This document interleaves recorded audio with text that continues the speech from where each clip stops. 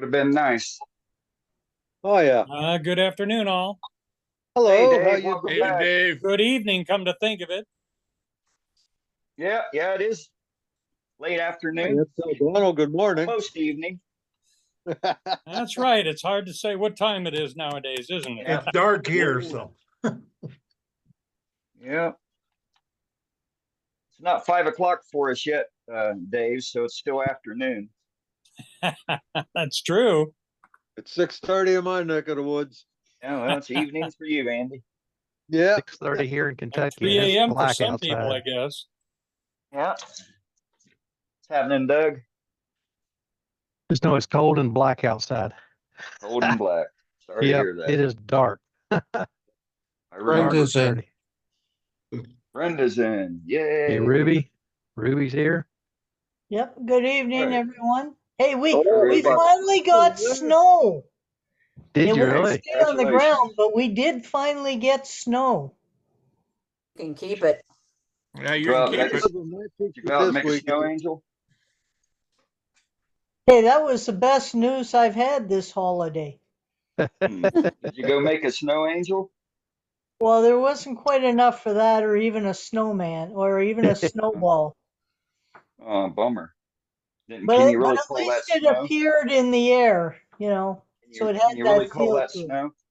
We're, Can you really call we're that supposed to get 5 to 8 Saturday here in Maryland. I don't see how, because tomorrow's gonna be 50 degrees. Wow. So I don't Probably know how that's gonna happen. it'll be like here, it'll hit the ground and melt. Yeah, Yeah. I mean, that's why I listen to the news and they say 5 to 8. That's I don't see how it's possible. I mean, and I know, yeah, if it's warm enough, it's just gonna melt. But Was 5 to 8 the inches or the time of the day? no.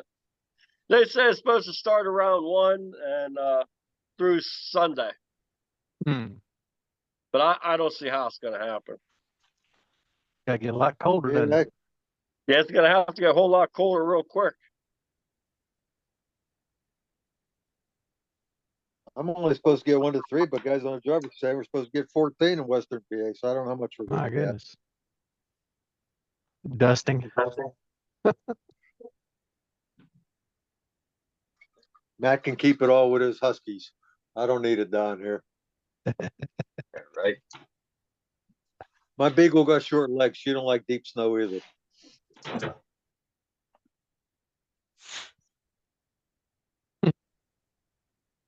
Short legs. My wife's got short legs. She don't like snow either.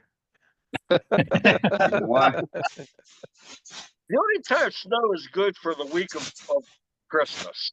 That's There the only you go. time I have any use for it. There you go. That's about it. I like the snow up in the mountains. Looks pretty up there. Don't need it down here.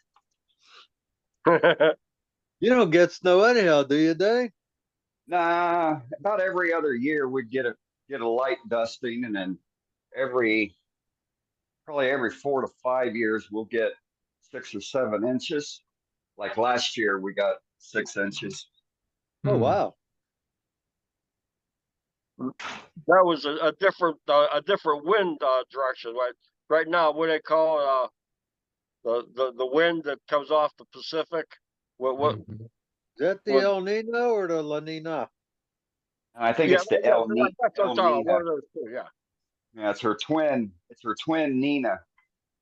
Okay. I think last year we got a sum total of maybe an inch all winter, all year. Really? Yeah, that's the least that this area has ever had since the mid 1800s. Ruby, aren't you in Canada? You bet. Yeah. And you only got an inch of snow? The whole year. Wow. I'm it's like Brenda is. Wow. Well, where Cade is, he probably got a little more because he's about, what, 400 miles north of me? Yeah, northeast. So I might have got Yeah, maybe a foot or so, but we get the lake effect because we're surrounded by the Great Lakes. So we Oh, get s- more rain than snow. Yeah, we're surrounded by the Great Lakes, but generally we're getting it as rain now. Hmm. Yeah, here mostly rain rather than snow, which is okay by me. I don't have to shovel rain, but I mean the icy rain and the skating rinks it creates, all the idiot drivers come out. So I bet. It, think it, that's it, it makes a big disaster too. It's just as much a disaster as a big snowstorm. You know, heavy rain with ice everywhere. It's probably worse. That's why I yeah, still have snow tires on my vehicles. That's probably the worst. The black ice and stuff like that. yeah, it's true.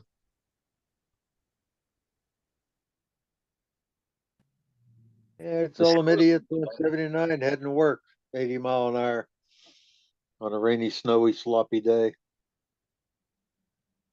Kate, I've been seeing a lot of pictures of your little one on Facebook. He is just so cute. Oh, thanks. Yeah, he's growing so quick. It's such a fun age now because he's so chatty and fun and Yeah. intrigued and wants to do everything and know everything. And How, Mhm. he's how old is he, Cade? he's 2.5 now. Okay.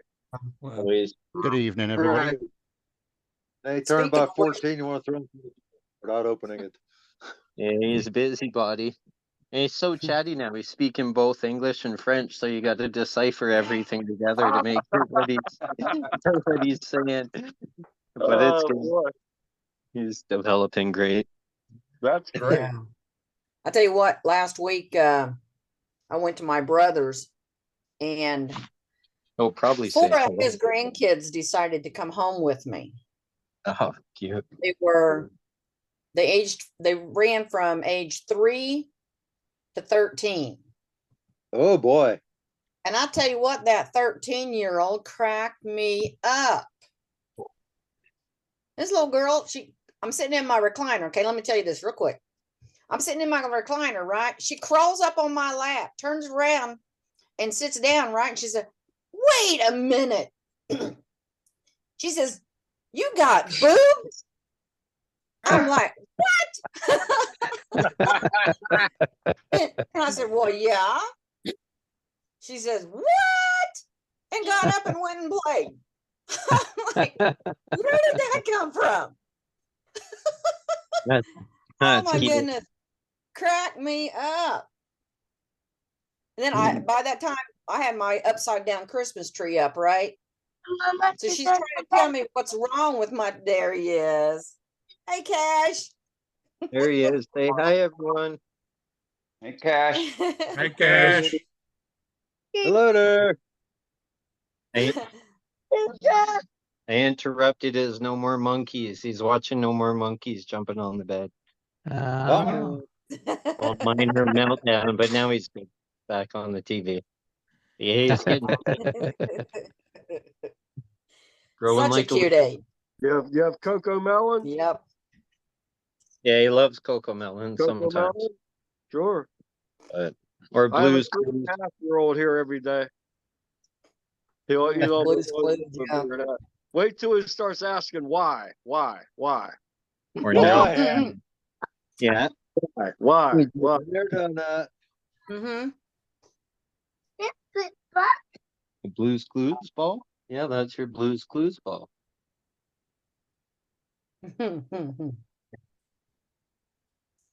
They are cute at that age. Yeah, they're fun. All right, give me a kiss. I can go downstairs. Mwah. Wait till he's a teenager. All right. I was thinking the same thing. Well, at least he's a boy. It's a Ain't little that the easier. truth? A little easier than The girls. real stress. And wait till he's 24, 6'2" and bigger than you. Yeah, that'd be fun.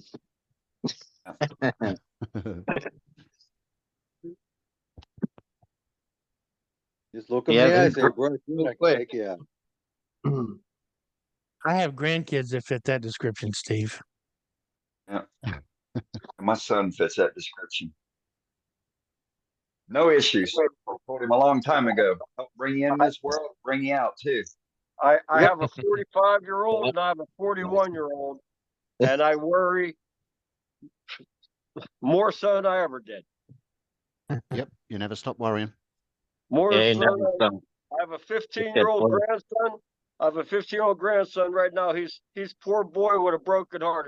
His girlfriend broke up with him. So Oh my! it's just Uh-oh.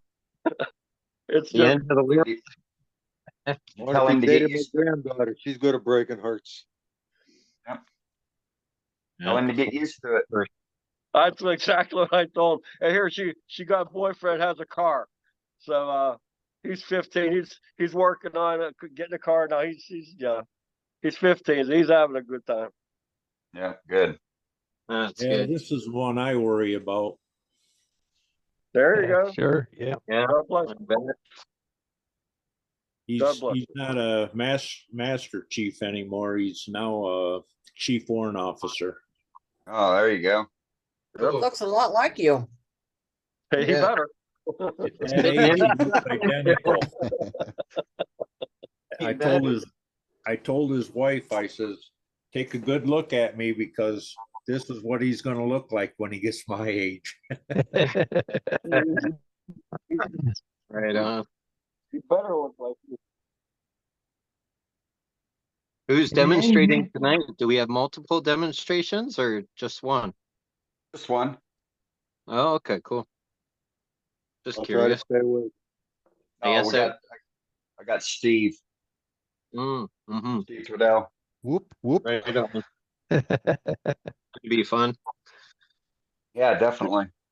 Well, it'll be interesting anyway. One or the other, right, Steve? Yeah. one or the other. Well, you can pretty much guarantee it'll be both. I absolutely love it when Steve says it's going to be interesting. Wayne, I think you've probably seen this one before, but sit back and enjoy it No, anyway. no, most likely. We do a lot of multiple repeats. You know, it's all Well, in. I don't think this has all been in the done techniques. here before, but Probably not. we'll see. Glad Dave records it. There's 'cause I nothing usually wrong with fall repeating asleep. something. Hey, Steve, it's not going to be a box with a miniature lid that you keep on dropping on the floor, is it? No, I'm not. I'm never doing one of those again. Oh, I never say And never. now I'm going to have to go to my therapist again. Thanks, Wayne.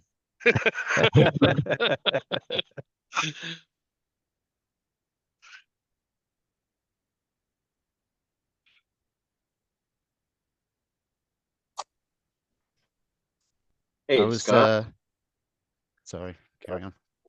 Oh, no problem. Go ahead. I was just saying, hey. I was watching a guy online the other day, and he'd bought himself a new roughing gouge, and he was saying that there are a new style of roughing gouge that are on the market, and there's not many of them out there at the moment, and people are just getting them now, and this and that. And I looked at it and I thought, that's funny because I've got one from the 1930s that looks just like that. And it's basically just a European roughing gouge. oh, mhm. Oh, Yeah, yeah. was that not the guy? Continental gouge. Was that Yeah. not the guy who said it was a continental spindle gouge? Not sure, but as far as I've seen, they're known as a European Yeah, roughing yeah, gouge. Yeah. Yeah. yes. We call Yeah, them a continental over here. Oh, you call Yes, them a continental? Maybe I think it was an American guy. All right, that I was watching. that They're called But, that was the one that I was that I saw as well. And I the was the thinking, the it's continental spindle gouge is the same profile but smaller. Yeah, right. smaller. Mhm. Yeah. Yeah. But I have two here from. This is a vintage set that I have.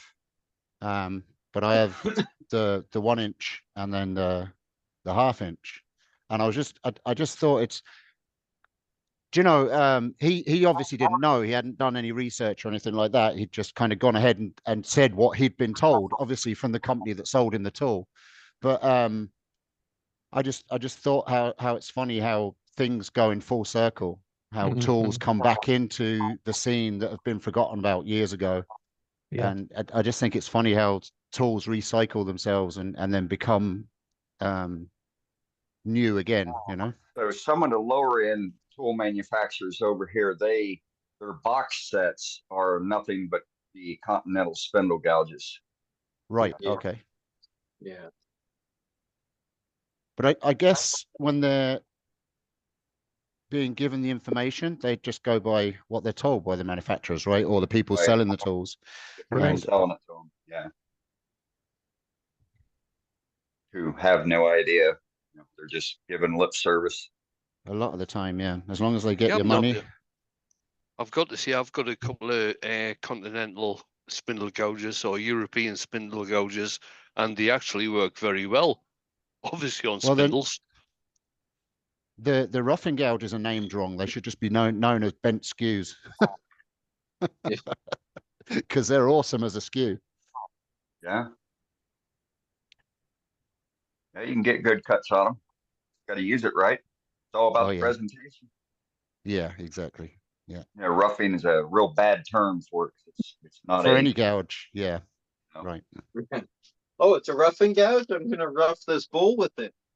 I can just jam it in here. Only if it's an end grain bowl. Yeah. Mounted to a face plate. 70 people have just left the group.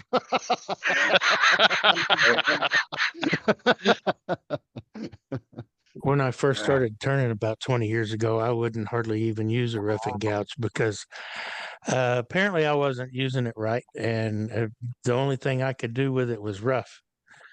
But I have that after learning how to use a skew, I don't have any problems with a roughing gouge. And I think they've, like everybody said, I think they've got a bad nomer. Absolutely. Yeah. The roughing is a thing. I mean, when I used to turn ink pens, I could go soup to nuts with the roughing gouge. I wouldn't need to pick up another tool. I'd go all the way through and slice it all the way down to a finished piece, and by making all slicing cuts. Mhm. And Right. then I did that at a demonstration at a club, and the guy said, "But what about using set?" I said, "You don't have to put it down and pick up another one. This did really nice. I keep it sharp, and I don't touch my bushings, and it slices nicely, and it's good to handle. And to me, it's you spin a pen out in a few moments." And all this tool change, where I got to knock it down with this and take that and then dust this off and do the back with this one and that one. A blade's a blade's a blade. And most of you good turners understand that. A blade's a blade. Right. Right. Piece of metal can be turned into a blade. Mhm. Yeah. Oh, I've had a lot of fun with shapes and things over the years, and some of y'all have seen the demos I've done on them and the videos I've done on them. And it's just to me, it was to prove the point that I don't really care what you call it. If I can put an edge on it and I can ride it, I can probably cut wood with it and do something with it.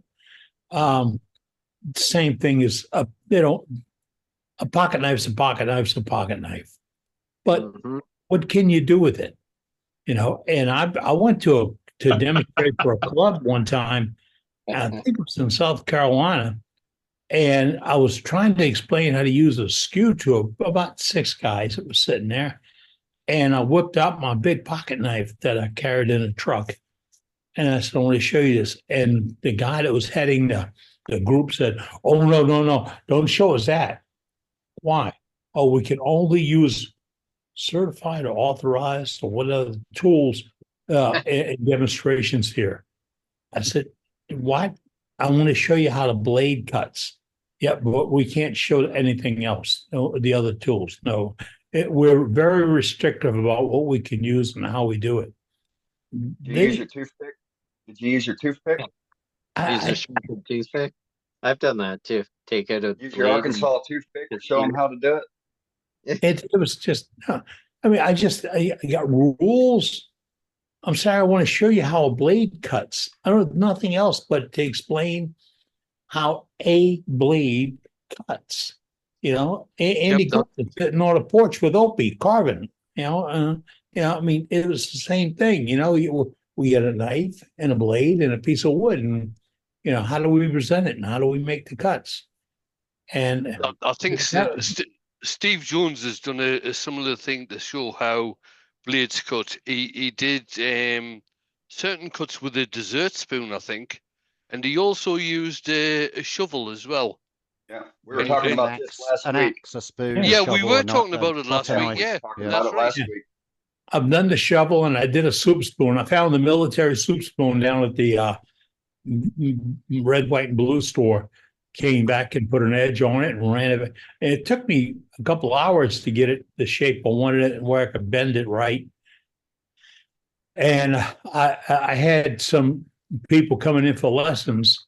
And the next time I went to a club meeting, a guy came over. The club management changed slightly. And the guy says, next time you demonstrate, we don't want to see that spoon crap. I said, what? It was showing how to make slicing cuts. And he says, we want to see that, okay? We're more into art than frills.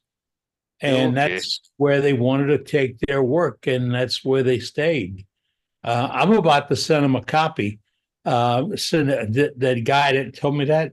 I'm about to send him a copy of something that's going to knock his socks off. Yeah, you do that. He's the guy that told me that you people sitting around on Wednesday nights talking wood turning, all you people, you'll never get together. It'll never work out. And there's not a way in the world you'd have a world-class newsletter like you have out there today. Never. I've got to say it now. I did answer Dane when he put that out today, and that newsletter that came out earlier on is absolutely brilliant, and some of the work that is shown in there is superb, absolutely superb. And that's just the first edition. It's a good newsletter. It's not bad for a first run. That's the teaser. He ain't cranked up yet. That's the teaser. And we got Brenda in there. I mean, well, not Brenda. You know her name. I can't think of it. Susan. Who? Heather. Heather's in. Heather wrote an article for us. Yeah, Heather did. I've got to say, Heather's article was very, very good. Yeah, I'm looking for the rest. On where to get wood from. That was an excellent article. I'm looking for the rest of you folks. Come on. See what Heather did? And you see the work that's in there? These are teasers. I mean, I'm honest with you. We are way above what we just now started with, way above that. And we're going to prove it. And Joaquin's done an awesome job with putting this thing together. I mean, I can't wait to send. I printed it down as a PDF on my computer. I work on a Mac, and I'm having a little problem formatting it to print it. What I'm eventually going to do is put it on a drive and take it over to the copy store right next to the gym, and get them to print it out for me. But it is gorgeous. I got it today, and I kept checking my iPad, checking the iPad, and the boss is on me. We have to go to clinic. Yeah, okay, all right, but I can't get this on and such. When it came through, I had to download it, light up my phone, so it carried with me to look at it. And she said, "What's the big deal?" And I had it on my pad, and I said, "This is the big deal. This is something. This club right here, in meeting number 223, I count them, 223. We put this together. I didn't put it together. Dane didn't put it together. Neither did Billy or Carl or Wayne or Steve or anybody else. We put this together. I am so proud of you folks. I really am. I'm bursting at the seams over this. It's a gorgeous piece of work from a bunch of wood turners, and it's not $1 involved. That's the proudest thing of all of it. We did this because we love wood turning, and we're going to keep going and grow this puppy and get out there. I mean, everything we have tried, we have dedicated to wood turning, and we've done it with people who love wood turning, and they're all here, and they all come in. You see them. All these people are volunteers. All of our co-hosts come in to work Wednesday evenings. We got people that work every day to help keep this club going. You found it. You found it on the world's greatest website for wood turning. I tell you what, there's nobody can tell me, how do I know that? Or am I sure? There's no competition. This is it. We've set the bar so high with what Dave Rhodes does. It's unbelievable. Now we've added the newsletter. And every week we have 100 people gather right here and watch demonstrations. That's more than any club in the world. And it's not all that numbers, it's but your input, what you bring to us. So, what I'm really asking you is, dig down deep, reach into your pockets, and find those tips and tricks, ideas, gizmos, gadgets. Brainstorm those articles. Tell me things about wood turning or finding wood or finishing wood. Yeah, finishing wood. Yeah, all those little things. Give me an article for the newsletter on how to do a finish. And then next month, give me another article that explains another finish. And then somebody rebut either one of those articles with something of your own, and we'll use that. And then suppose you see where I'm going? Yeah. We've opened the Try and box. do one of them. Go try and emulate one of those finishes. We opened the box. We could probably pull a whole article on finishing from our past meeting chats. I know that we had all that stuff in the meeting chat a couple months ago. Sure. Oh, Yeah. very true. And back in April as well. But I mean, here's the deal, folks. The box is open. You never know what crawls in. You never know what crawls out. So, I mean, we just opened the door, and I would love to see a newsletter, and I'm not going to overload Joaquin. He's a man. He's done this, and it's beautiful. He volunteered to do it. And if you give him the information, he can load the gun. He can. And there's not a doubt in our world that it won't just get better and better and better and better. You know what, Eddie? People sitting back. What? Speaking of all that, our editor is in, and he'd like to say a few comments about the newsletter. Oh, comments? Get up, take a bow. Where's he at? Hi, good There he evening. is. Master, you're here. Appreciate Round all of the applause, everyone. Round of applause. I appreciate all the feedback, but it's really Give 'em a your raise, work. too. It's your work. It's your photos. Heather, I'm blocking on her last name. Great little article about where to find wood. Those are the kinds of things that I want to put in the newsletter. We're talking about finishes. If you can point me to specific meeting chats that have discussion about finishes, I can pull those together and polish it into some kind of an article or summarization. I just need to know where to find the information. Everything you want in the newsletter, the only thing I ask is you give it to me. Send it to editor@worldwidewoodturners.org, and it will get into the newsletter.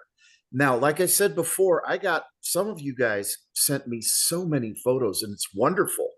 But for the year in review, my goal was to feature as many of us as possible. So I tried not to put in duplicate photos until I ran out of individuals who sent photos. And then I added a second photo from a particular turner. Again, there's no agenda. I'm not trying to favor anybody. It was just a matter of I ran out of individual people who submitted. So I went back and found the most artistic photographs, not even necessarily the most beautiful pieces, but the best photographs to put into that newsletter. Moving forward, I have two requests. First is, if you're writing any kinds of tips and tricks, please, if you're not publishing it somewhere else, send it to me to publish, please. And that doesn't mean you can't put it in the Facebook group, because that's kind of encompasses our stuff too. But tips and tricks, especially if you can highlight it with photos illustrating it, that will go in the newsletter. The other request is, moving forward. Now, again, the point of the year in review edition was to get as many of us featured as possible. Moving forward, if you can just give me, when you send the photo as an attachment, if you can just give me a little description, walnut and cherry laminated bowl, or some, just tell me what it is, or something you want people to know about it. That will help kind of flesh out the newsletter. I also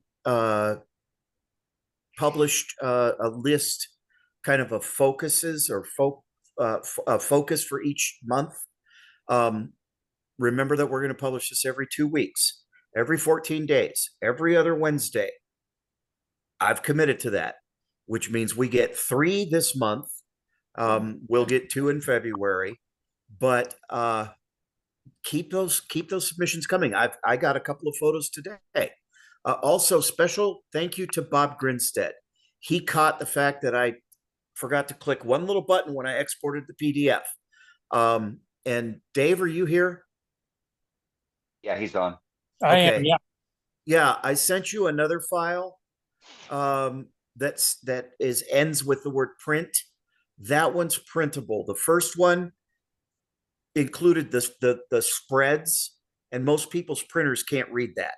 So the second file I sent you, that's each individual page, everybody's printer can read that. That was a mistake on my part. You got to remember, I haven't done this for almost 14 years. And I used completely different software 14 years ago. It has evolved an amazing amount. So I apologize for the little error, but I'm glad that was the only error we had this week. I'll update it on the website this evening. Awesome. Thank you very much. And again, what you want to see in your newsletter is up to you. All I'm doing is compiling it and putting it into a format where everybody can share it. That's what we want. Great job. That's why we get together here, to share. Boy, this is fantastic. You really over the bar and through the hoop. I mean, it was good. It is I'm good. going to keep moving that bar up, Captain Eddie. But you know what? You need help, and that help's going to come from our membership. I was looking at it today, and every single image on that gave me an idea. Wow, there's a secret behind this, or there's a formula to that, or there's an idea here, or that. And remember, folks, if you turn something that's unique, tell us. And we're not restricting you if it's really a unique piece. 2 photographs might work better. We can split them and show back and front, or if it's coming apart or whatever. It's important that we see all about the piece, and you're showing it to other wood turners. So imagine this: if I put that piece on a table in front of you, what would you want to see? Would you just want to look straight down at it, not be able to touch it? Straight, no touching, nothing. It'd be like the AAW gallery. Don't touch that. No. We want you to be able to touch it, look at it, look inside of it, whatever. If that piece is that unique, we want you to be able to do that. So photograph it so we can do that. Joaquin will look through the photographs and pick what he can use, because he's a wood turner. He knows what you're going to look for. You know what you're going to look for. So we all get together on this and we say, wow, this is beautiful. It won't be one of those, what the hell that is. You don't want to have that. You want to be able to say, I can do that. I could now I see it because my first question when I see a piece is, how did he hold it? We see this all the time. And my first question is, how did they hold it? Because if you can hold it, you can turn it. It's always been my line. And when I when I see these odd shaped pieces and these beautiful art pieces that people turn, I really want to know just how deep did they go into the process? What was their system, their technique? And that's going to come out in their work. But if you did something like that, and you can also add a paragraph to explain, just like Joaquin said, it's an oak bowl spun, finished with 3408 or whatever we're using today. And put a paragraph of my identity information. Joaquin can edit it and use what would be a good description of the piece. You're sharing the photograph, you're sharing the information, and you're showing the other wood turners in this entire world, this is what I did. It can't be judged. It won't be judged. You won't go to page 9 if it isn't looking good. None of that happens here. Everybody's on the same level right here. And everybody's got that shot. And I'm over the top on this. It's beautiful. Thank you, Joaquin. You did an awesome job. You know what? We got the best people working here. We really do. And they come here every week just like this. Tonight, we got a good demonstration coming up. Steve Twydell is going to be with us and give us a demonstration. We got some gallery coming along and more. I see people signing in a gallery. So right now, I'm going to toss it back to our moderator tonight, and that's Dane. Where are we heading right now, sir? Well, I figure we'll do a few gallery items, and then since Steve's over in the wonderful Republic of Ireland, I figured we'd get over to him so he can get to turning and go to bed whenever he wants to without having to stay up to 6 a.m. Oh, don't worry about time with me. I'm a night owl. Don't worry about me. Still good? Okay, sounds good, buddy. It's good to ship the ice off the lake anyway.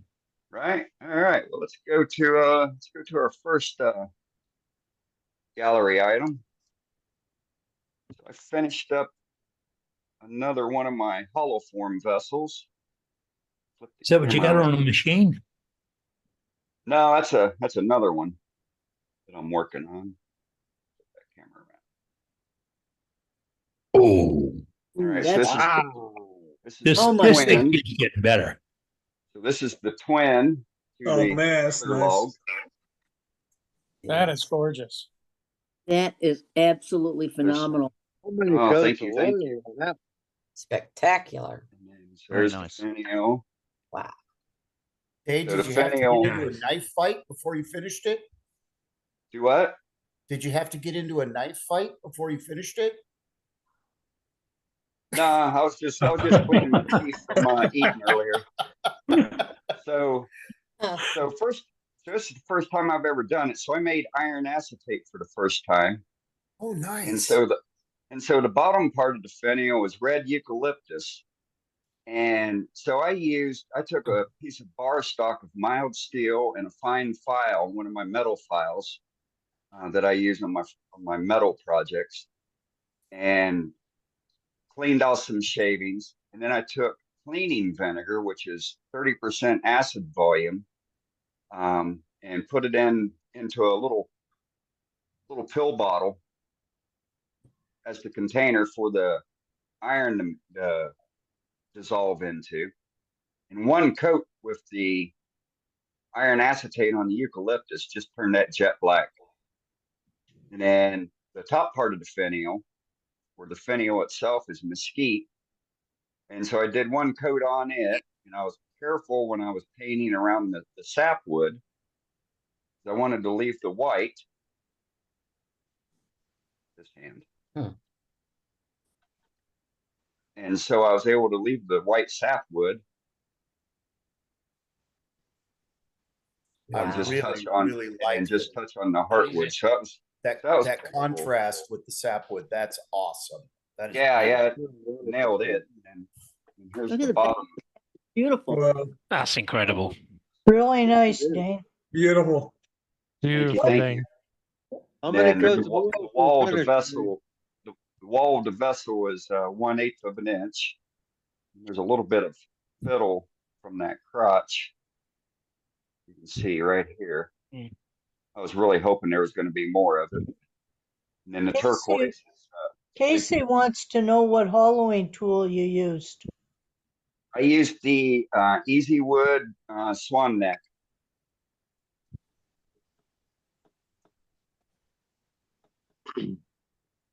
Looks Yeah, awesome. those are good tools for hollowing that stuff. Yep, I have to agree with you on that. I'm very impressed with how they hollow. They do a really good job, and if you pay attention to how you're cutting, you can get a super smooth surface. That surface on the inside is 340. I didn't sand the inside, but it's 340 grit, and there's no ridges or scour marks, tool marks. It's just perfectly smooth all the way in as far as you can feel with the fingers, and it's perfectly smooth on the bottom. So one thing, for folks that want to do a natural edge like that everything is straightforward for the carving of the top. The inside, when you're hollowing, when you're getting down and getting to this point down here where those two curves convene, that is the tricky part. And so if you get a catch on there, that thing's going to blow up on you. That's what they made thickness gauges for. Amen. For me, I turn for about 30 seconds and I stop and I measure, because I am adamant about going, starting from the wall and working my way down. Of course, this is side grain, so I was able to go either direction. It didn't really make any difference with the carbide. But if it was end grain, you'd work from the center to the wall, and then just keep removing whatever's required in the center. 1/2 inch down, and then just keep working your way back to the wall. Get that final finish, final thickness, and then don't go back up there and touch it again. Everybody that blows up full is because they went back up on that wall. Did you hollow in reverse, Dane? No, I did not. I did not have to on this.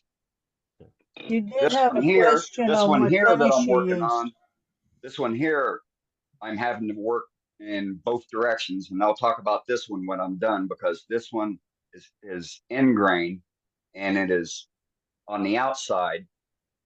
All it would do is give crumbling cuts following proper end grain cutting. But if you went side grain, you got beautiful shavings. And on the inside, it's just the inverse as well. It's just being a real pain in the butt. What finish did you put on it, Dane? My typical finish, it's straight tung oil. Got a bold linseed oil. I use bold linseed oil as my sanding sealer. So I sand at 340. My final sanding, I use linseed oil. Soak it. It's more or less my wetness medium. Wipe off the slurry that's created. Let that dry. Wipe it off again before I'm ready to put my tung oil on. Use my diluted 60-40, 70-30, somewhere around there, the nature of alcohol to tung oil. Put 1 to 2 coats of that on, and it's got 4 additional coats of 100% strength tung oil on it. That's it. And I buff with a high cotton cloth. I don't put it on a machine. So the trick to the finish is when you're putting it on is a super light coat. You don't go back, after 10 minutes and wipe it off, like the instructions say. You do a super light coat, It'll self-level. You take your time putting it on. That'll prevent you from getting the little air bubbles where you've got to sand afterwards. Let it cure. I'm in Tucson. I put it in my truck. It'll sit inside the windshield for an hour and a half, 2 hours. Bring it back out, let it come back to shop temperature, and I'll put another coat on it. Typically, I can get 3 coats on in one day. Day and a half, I'm done finishing it. So, and that's what I did on that. Thank you all. Still looks like glass. Beautiful job. Appreciate it. Yeah, it's Nice one, Dale. Very nice. the mirror finish. I've posted in the past where I take a piece of paper and write mirror finish backwards and put underneath it, and then you can read on the piece of paper. It says mirror finish, and, showing off or whatever. But, it's kind of cute to do. Good job. Pride myself on the finish, and also before you can ever get a good finish, it all starts with an immaculate starting point, and that's with having an immaculate surface of the wood by itself. If you don't have that, and you got little sanding flaws or gouge marks or humps or bumps, that finish is going to do nothing but highlight that and detract from your piece. No matter how artistic or gorgeous the piece may have been or could have been, those little flaws are going to deflect from it because it's going to catch light because of the flat spots or the humps or the ridges, or because it's highlighting concentric or non-concentric sanding rings because the sanding process wasn't adhered to properly. So, all right. With that, let's go to Doug. What you got, buddy? Okay. Couple of things. I've got a new product. I heard about a new product and I wanted to try it. And so to do that, I needed something to put it on. And so I turned a nice little roughly 3x3 box, hollowed out on the inside. This is oak on this particular one. But I wanted to try this ring. This is a product. I don't know what it is yet. I'm still trying to get the company to tell me what it is. They are being a little secretive for some reason. But anyway, they call it resin-crete. It's not very expensive. Comes in a powder form. You mix it with water. Very interesting. But then I did another one to make sure that wasn't a fluke on the white one. I've got a blue one. This one's another box, a little bit of a bead between the lid and the box itself. Again, hollowed out, fully hollowed out. Not a problem there. This one has a pretty snug fit. But I did the ring on the lid with put some blue Indian ink in it, and it dyed nicely. It's not as dark as what I was hoping I could get it to, but this material is white, and so everything becomes much lighter. So anyway, did that one yesterday in demo, and it came out quite nice. I love the box. Box is nice. And this material, I'm looking forward to using it more, doing more things with it. So that's what I did this week. Cool. Great. Thanks, Nice one, Doug. Great. They look great. Thank you. Thank you. All right, let's go to. There she's in here. Yeah, I'm still here. Yeah, I know. Where are you? Bouncing around on me and get ready to put my finger on you and you move. There we go. We got you. Okay, well, I played around the other day when I had some time. And first I made this little bird up. And I turned him on 3 axes. One for the body, one for the chest and tail, and a different axis for the head. Then I thought, there's a heck of a lot easier way to turn them. So I turned this one on, on 1 axis. And I turned the head just a little bit so he's looking the other way. Oh. Cool. Yep. I Then really I like this. Oh, yeah. Then I Clever. remembered, oh yeah, you have this 2x4 thing. Well, I figured I needed a new car. Nice. And the tires do spin, Good. so you can run it along something. You don't have any snow, so it won't slide around. Right, so I didn't even have to put snow tires, but you get two of them out of a piece of 2x4 because you turn them this way. Okay. Yeah. So I decided I'm not going to put the windows and all the other details in. I like them just the way they are. They look great. Those are awesome. They're great Love it. projects for kids. Hey, They and can- that's the they can paint these them are and the clean them. cheapest pair of Yeah. cars I've ever bought. Right. That's right. Yeah. I like the Those are cool. doves. Okay, and that's all for tonight. All right. Thank you, Ruby. All You're right, let's welcome. go to Thank you. Heather. Hey, Hi. Heather. Good to see you. It's Hi. been a while. Hi, Heather. Yeah. So continuing on Ruby's course for the 2x4s, we're on a 2-for-1. I made 2 little vases out of one. Oh, I keep going off camera. They're fridge Cool. magnets. Yeah. Hey, 2x4. So I was gonna I say did- wall Great decoration, idea. Yeah, Heather, I- are those 2x4? they are. Okay, you're the third contestant for 2024 for the 2x4 club. Awesome. Yeah, I just took 2 Sweet. pieces and I paper jointed them together, turned the goblet or turned the vase like that, and separated it. Excellent. Very nice. Put little Those are really cute. little bit of different decoration on there, embellishing. Just something Nice. to play with. It was something quick in the workroom Another- today. Another way Really you could cute have done that idea. as well, They're Heather, just really if you would have hollowed that, and then when you cut it in half, you could put like a little plate inside, and you could actually have them so each one was hollow, that you could put a little flower in on the fridge I as could well. do That'd that. be cool as well. Yeah. Yeah. I have little vials that would fit in here too if I Right, would have yeah. hollowed it, but Yeah. I Nice. wasn't into doing that today. Those are a No, they're great cool. idea. That's Yeah. My cool. back is Yeah. still recovering, so I wasn't Very cute spending idea. too much time. No, they're real cool. That's pretty though. Yeah. Looks good. Brilliant. Great job, Heather. Thanks. Good job, Very Heather. nice. All right, let's go see what Mr. Kingsley's got. Hey, Dave. Hi. I got that.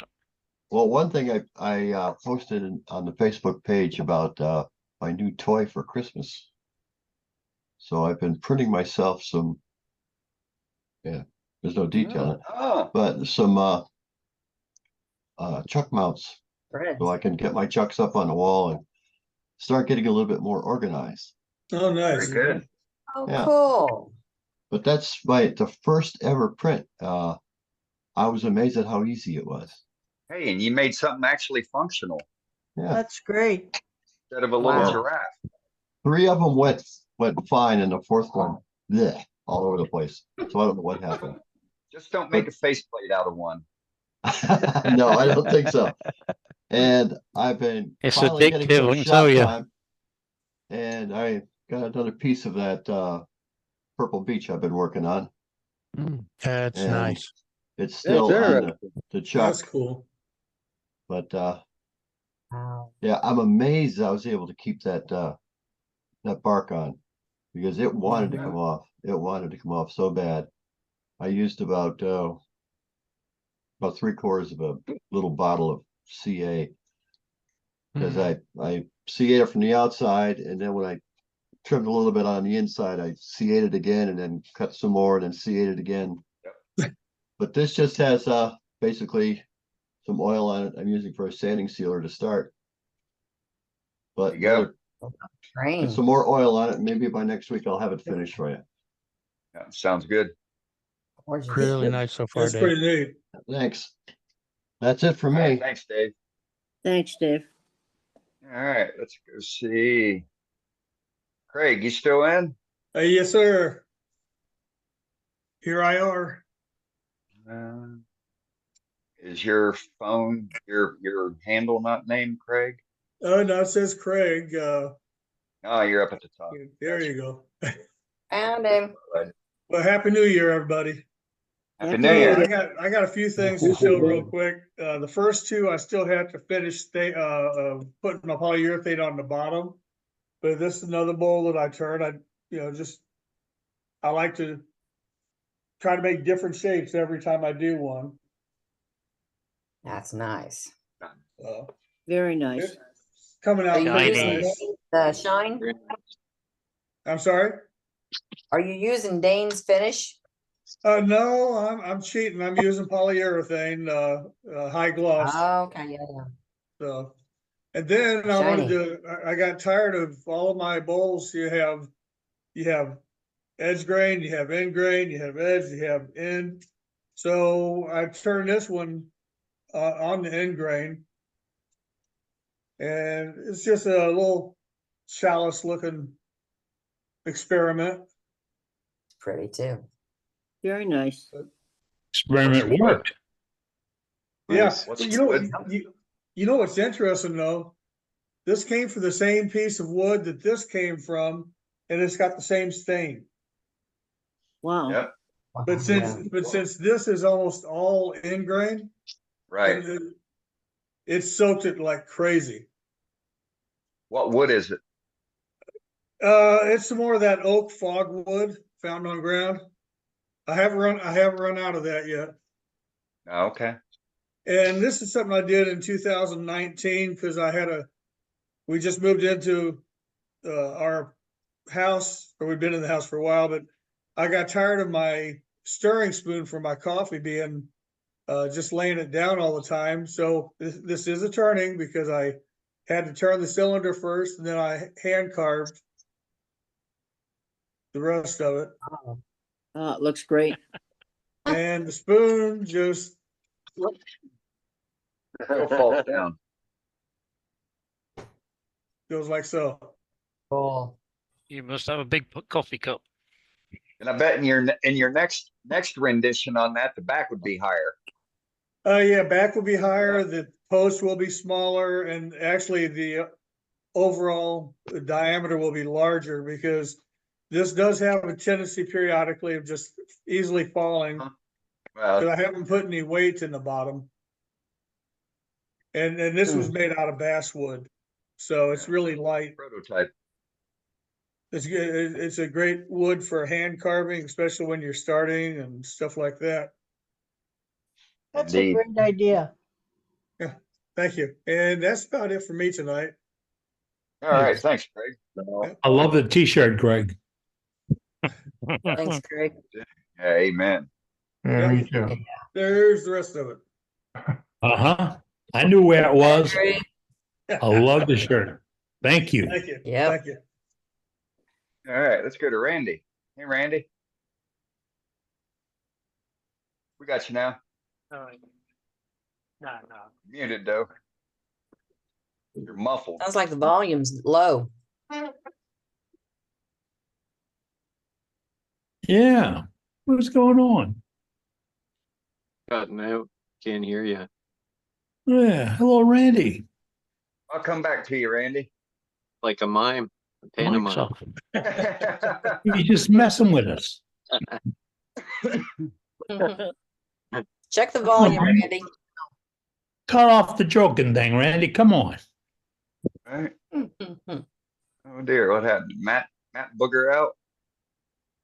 Oh, there he is. I don't think so. Yeah, you're not up with the co-host. That's odd. All right. Well, I showed all you guys this before, but it's finally ready for. It's this piece here. Okay. Wow. One of the issues. The flowers on here are decals. So one of the issues of when you put them on is there's a slight little ridge where the decal ends above the paste or above the base. So my task for the last 2 months or whatever, however long it's been, is to eliminate that ridge, and I've successfully done it. So it's finally ready to go. But what I used polyacrylic to build it up, and you basically build up along the edge of the decal and in the middle, and then you sand it flat. So it took a couple of renditions until I got it where it was just right, but you can't see it or feel it now. So it looks,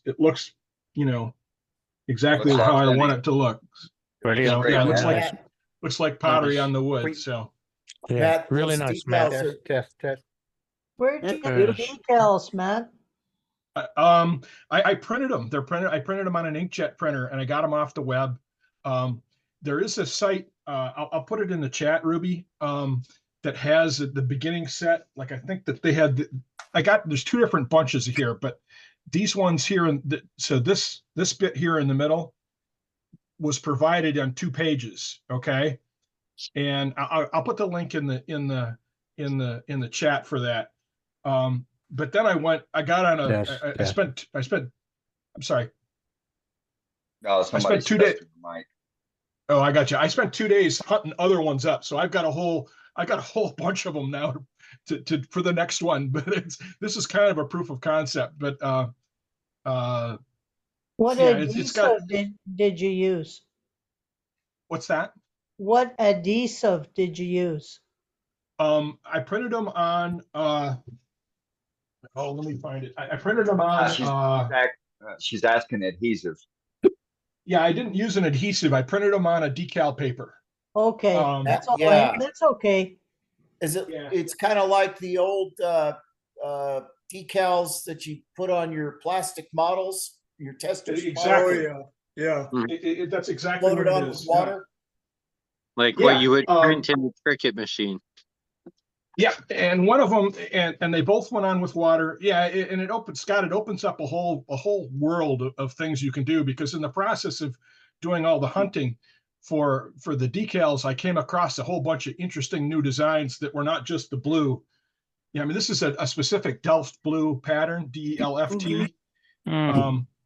And I really like those. I've always liked those. My mom had some hand painted ones that her mother painted from the old country and this kind of stuff. So I've always really liked those, and I like the blue on the white. I think that's a great look.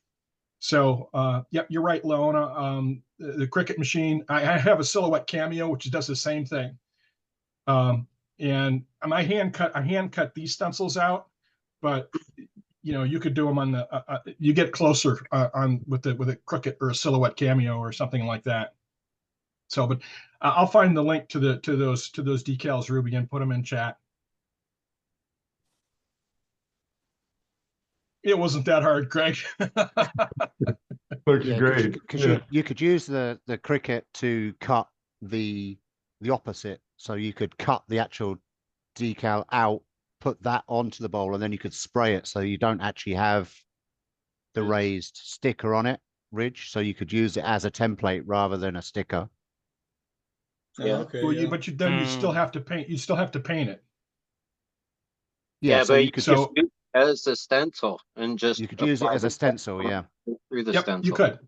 Yep. But you have to build, because there's the way these work. The way that the people who hand paint these, the way they hand paint these, is they're using different colors, different. They set up the original, and then they dilute it with water to get the different colors. So there's more than, I don't know if y'all can see this real well, but there's a bunch of different colors, and it's all the same shade of blue diluted to make it lighter or darker. Yeah, it's cool. So yeah, I wandered down that rabbit hole to find out how they did it all. Will that stick on a finished wooden surface? Yeah. Oh yeah. I mean, any surface, anything. Yeah. I mean, it's a decal, and it go. You're printing it on a plastic film, a very thin plastic film. So I imagine that any film that would take inkjet, or I think I actually have some laser jet ones too, but anything that would take the print and not wipe off, if you will, and you have to let it after you print it on an inkjet printer, you got to let it dry. You can't just immediately go right to the wood, because the ink is still a little damp and will wipe off. It's wax based. It needs to, so. Very nice. Yeah.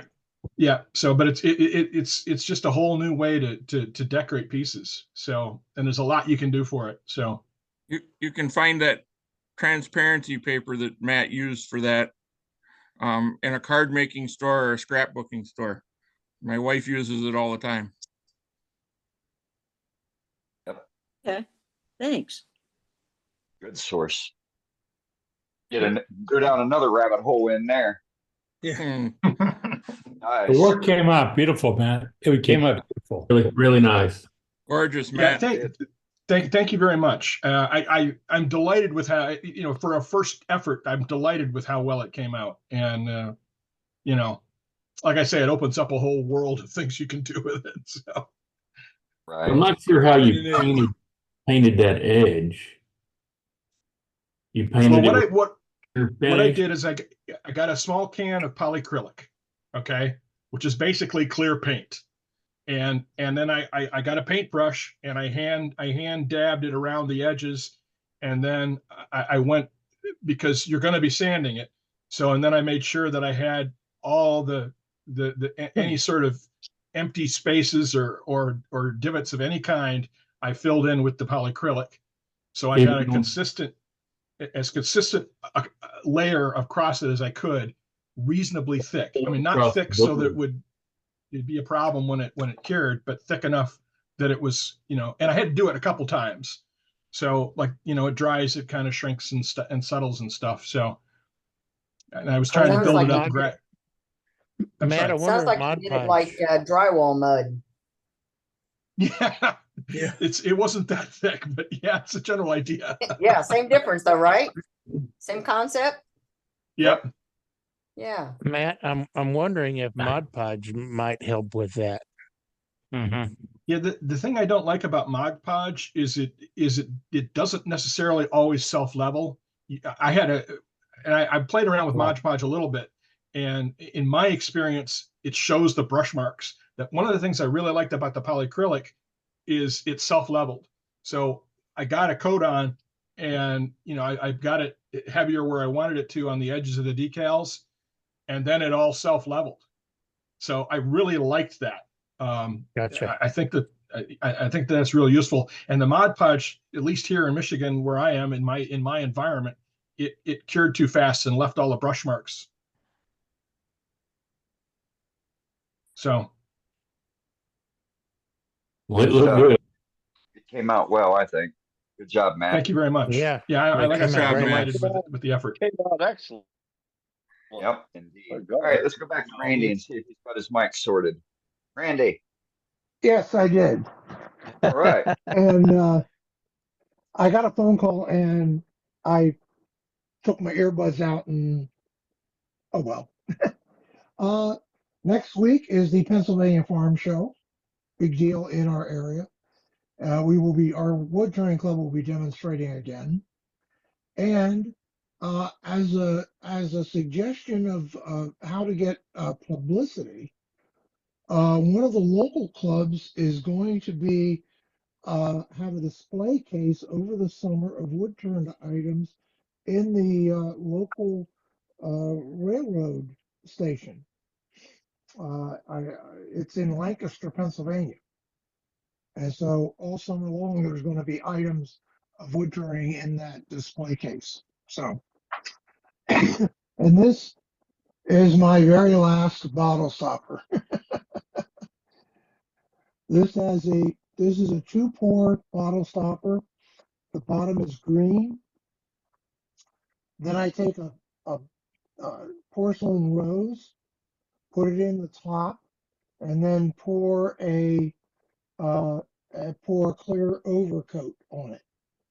And as you can see from the right in front there, I was a little too fast on the pouring of the clear on top of the green. So it kind of mixed a little bit. I hope I'll be able to turn that out. That's Cool. it. That's all I have for today. All right. Thanks, Randy. Thanks, Looks Randy. good. All right. Let's go Good to idea. Mr. Duxbury. Jim. Well, yeah. A couple of weeks ago, we had a big pecan tree trimmed. and I turned a bowl out of that. This is green Look at that. pecan. Anyway, I like it. lots of fun. It looks like it grew teeth. Yeah, it is. Right. I Make call it make a good Halloween bowl. I call it my shark tooth bowl. Right. There you go. Anyway, I don't know what's going to happen to it. It's pretty green, but it turned out pretty good. Yeah, I'd that's say so. fun. Thank you. So is That's that the really first cool, of its Jim. kind? Looks like one of the monster's mouths from Beetlejuice. Okay. No, Is that the first of its kind? First rendition? no. I made a bunch of them. If you use a smaller piece of wood, you get a more a plate sort of thing. And, That's pretty cool. no, I've got 4 or 5 different renditions of this, but they're over there. One thing. And you did that all on the lathe. Say what?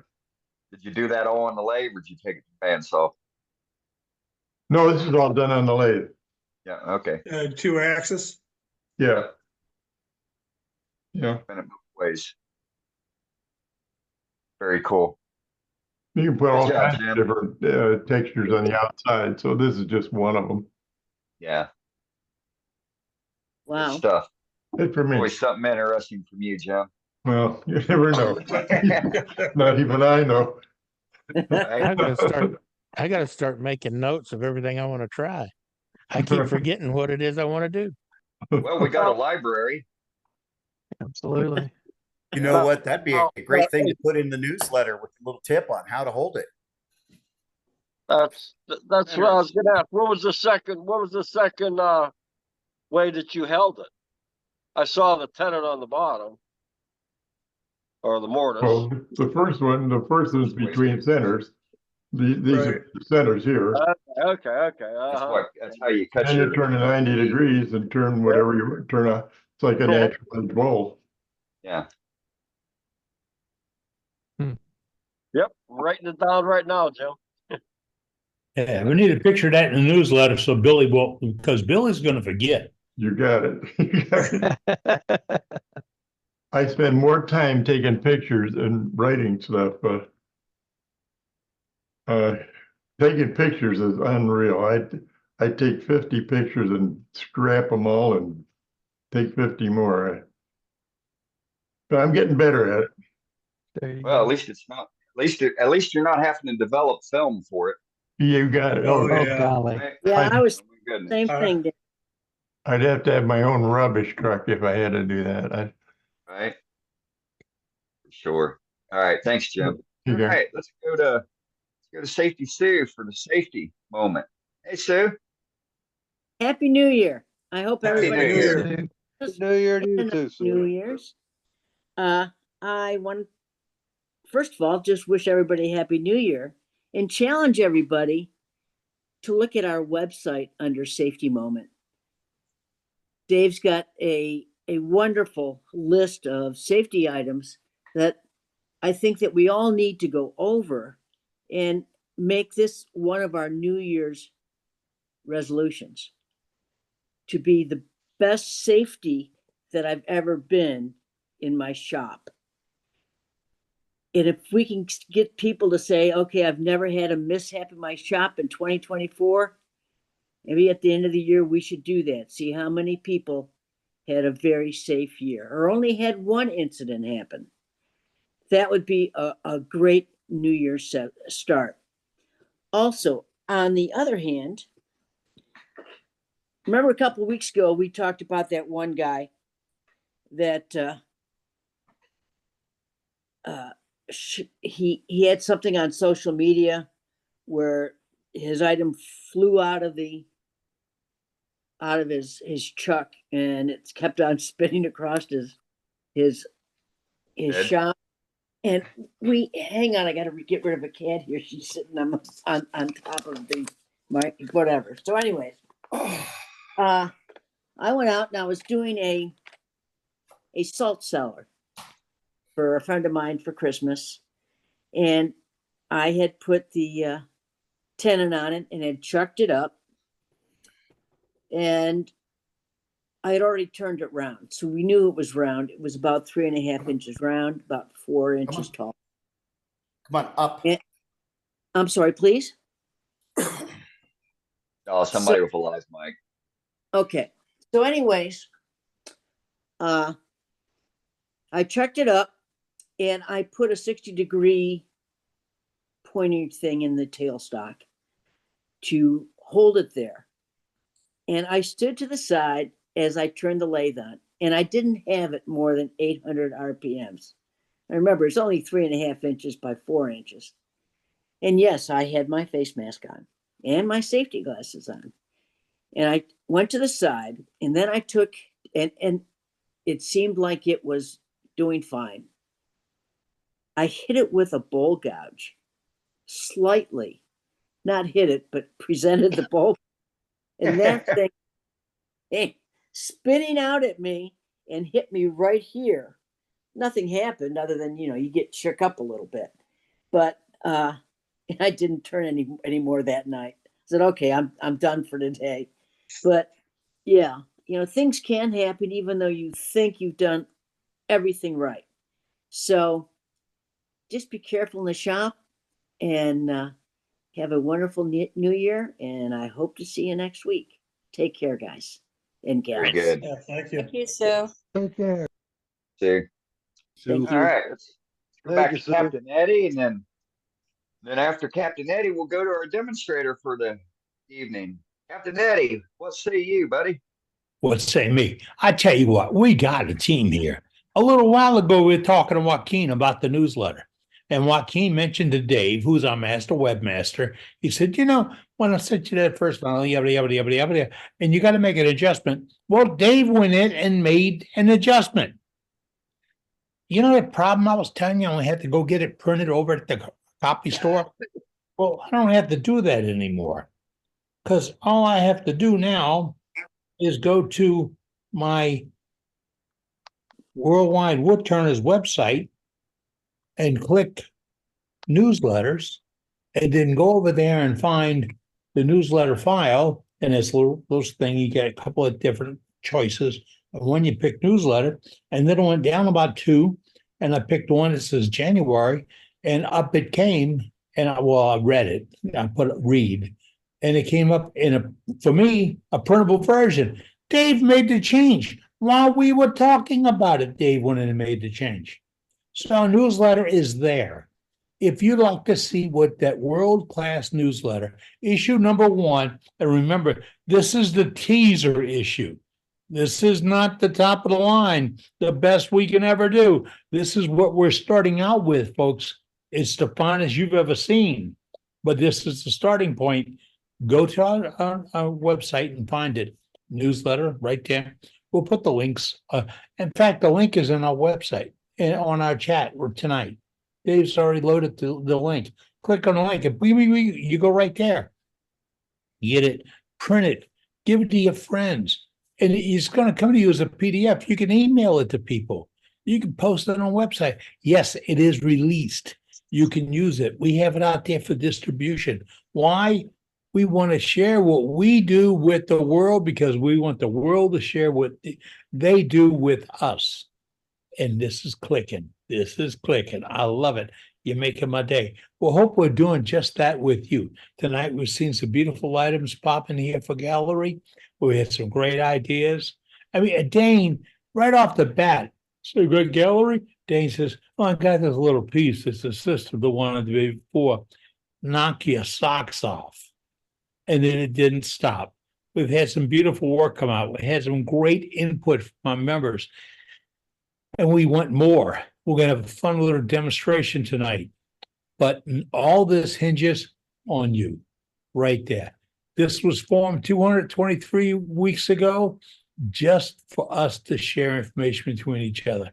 It's a program that should have never happened, never should have worked out. But we don't let the almighty dollar drive our bus. We let the love of wood turning, the benefit of being a brotherhood, a group who believe that wood turning is a fine art. and it can be shared amongst friends, and that's what we do. So get in there, friend, share what you've got. Oh, I really love this.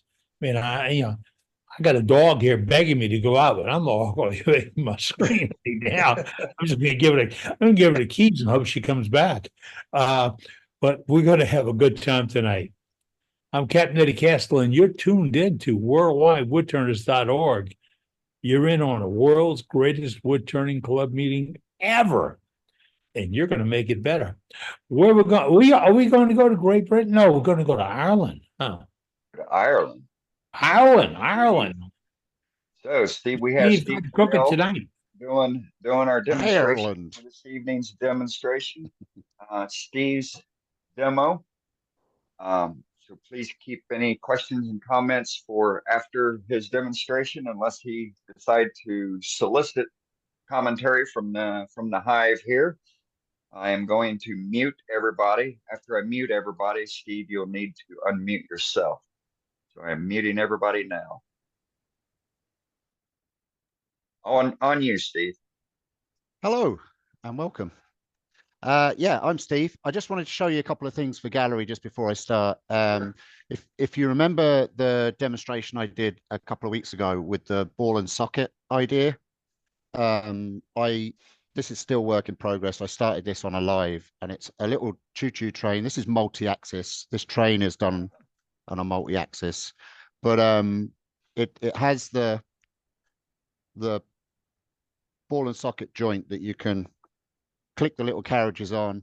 This has still got to have wheels, obviously, and then there's another socket on here, and you can just click more and more carriages onto it. So it's a cool little toy that you can make, and so that's a way of using that. And then just before Christmas, I finished building my bar. I have a bar that out the back of my workshop here, where it's kind of a chill room. I have a bar in there, but it's more of a kind of relaxation room, and I needed to give it a name.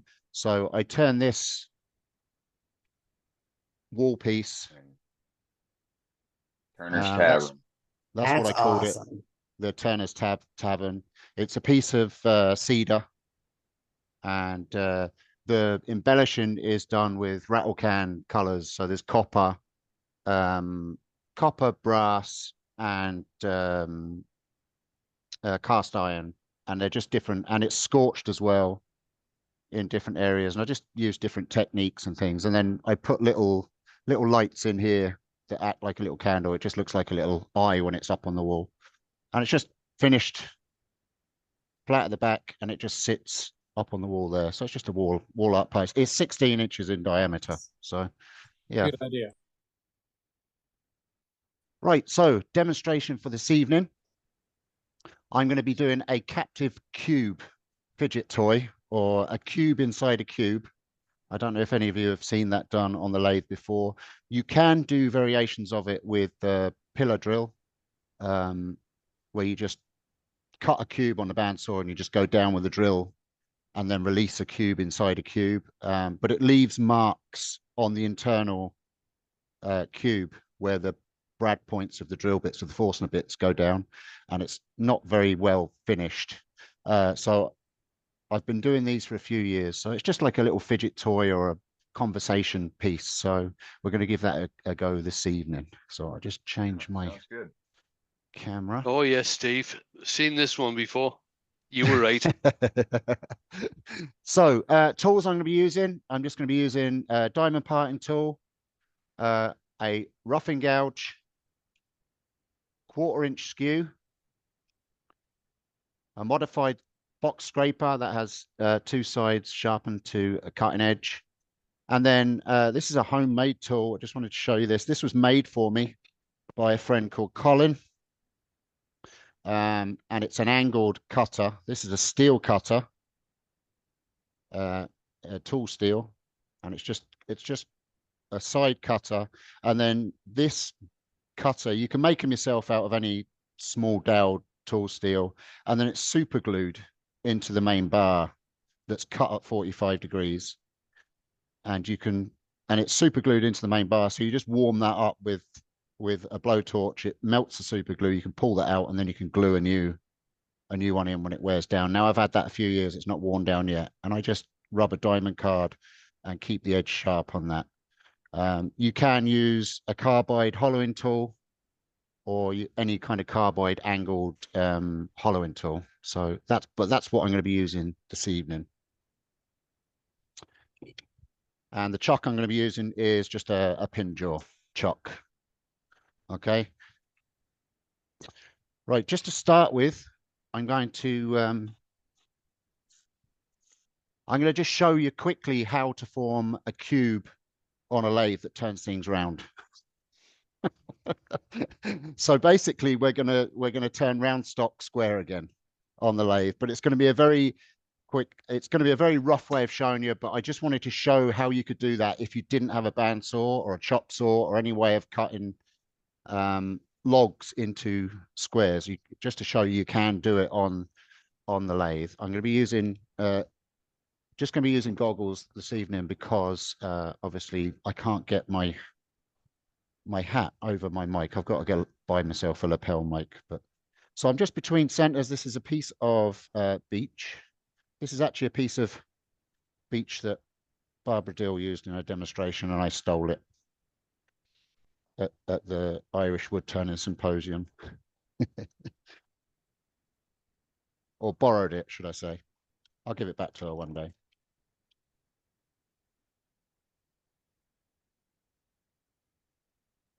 So we're just going to turn this round like you would any other project.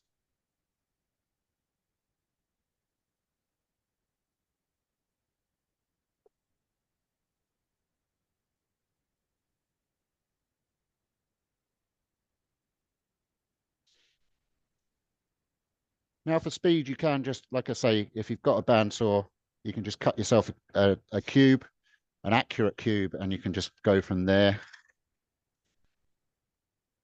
This bit of wood is green also.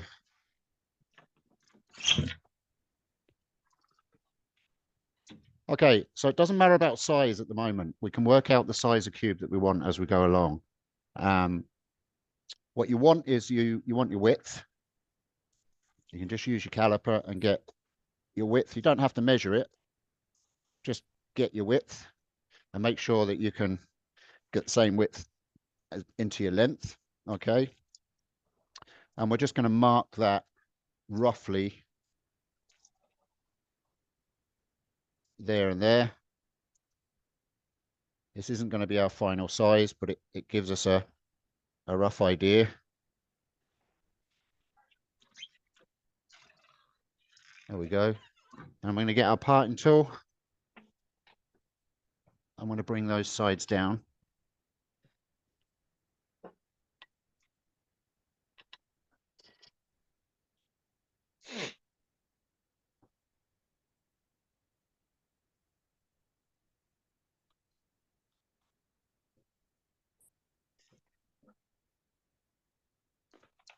Now the tools that I'm using this evening, you can adapt to suit your arsenal of tools.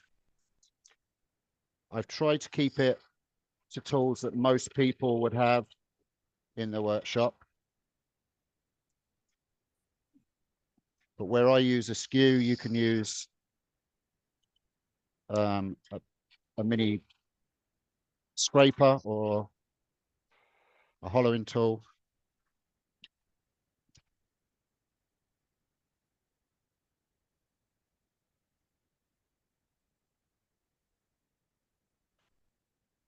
I'm just roughing this down, getting rid of the waste wood.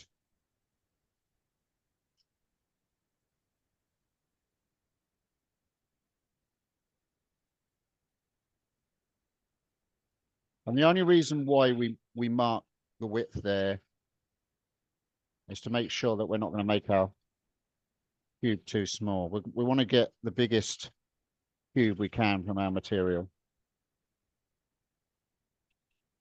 Doesn't matter about this waste wood. We're going to cut it off anyway.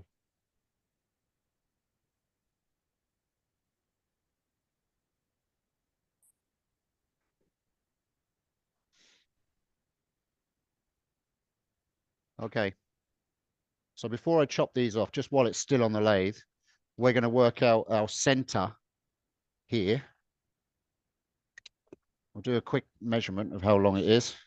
It's 80 mil. That was a good guess, wasn't it? So we're going to go 40 mil to the center. We'll just mark that center. Okay. And then I want two center points opposite, because we're going to flip this and put it between centers the other way. So what I want to do is, if you have an indexing system, you can do it that way. But another way you can do is, if you're using a step drive like this, it has 4 teeth. So what you can do is line it up so that your top tooth is here, and you can run a line across the top like this, and then flip it so the opposite tooth is up the way, pointing up. Now there's a lot more accurate ways of doing this, but this is just for speed. And that'll give you roughly 2 opposite lines. Just a handy way of doing it. It's the same if you have a chuck. You can use the slots between the chucks to divide your workpiece up. Okay. And then what I'm going to do is, just before I take my tailstock off and take the piece off, we're just going to cut these down to where we can break them off. Again, it doesn't matter about leaving little nubs or whatever, because we are going to be turning all this away. There we go. We'll take this off now. We'll take these off. Maybe. Didn't cut them off enough. We'll just get rid of it off completely. 1. And that's 2. Okay, and then we're going to flip it round, and our points that we just marked, we're going to put it between centers again.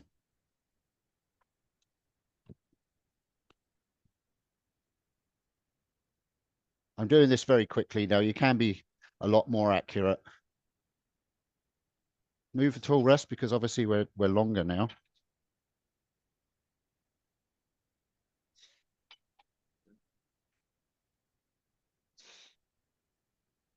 And we're going to start taking the sides off.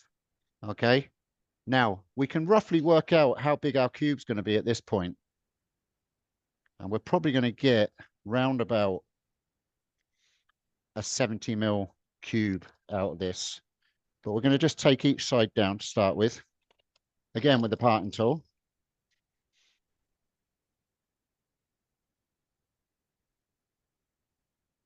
Just the width of the parting tool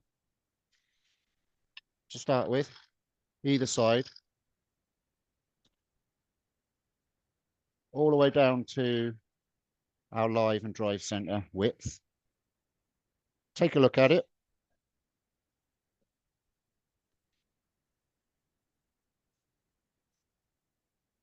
We can go a little bit more than that.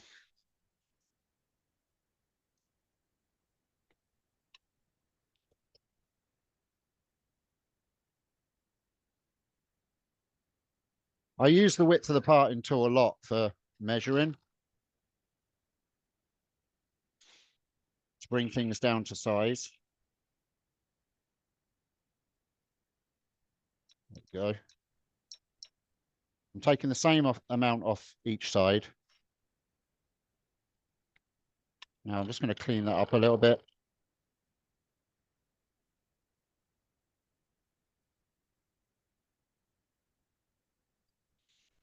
There we go.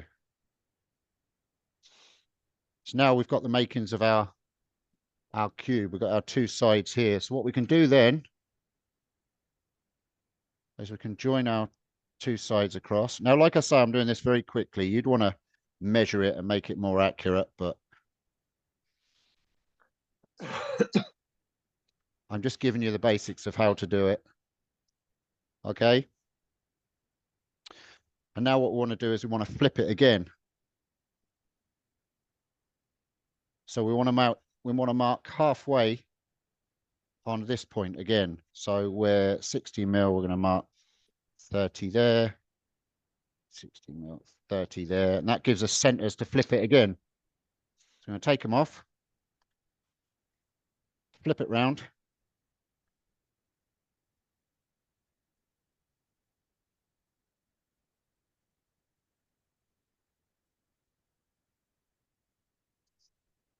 Just like that. And now we're going to turn it away until we come to the lines that we just marked across.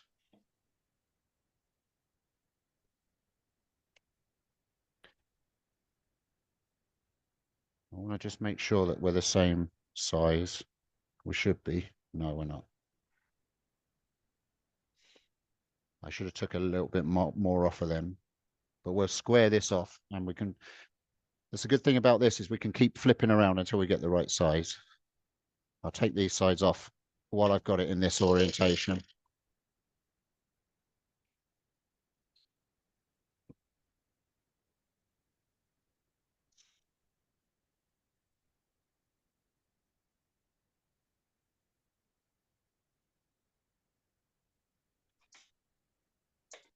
You can see your lines as it's spinning.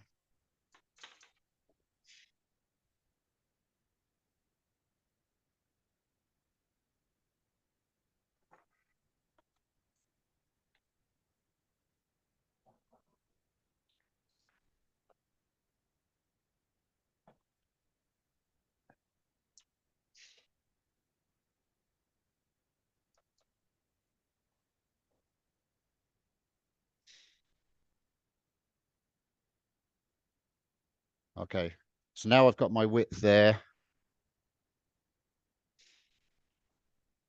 I'm going to take that width and we're going to just swap it around again. And we're going to bring this width to match the one we've just done.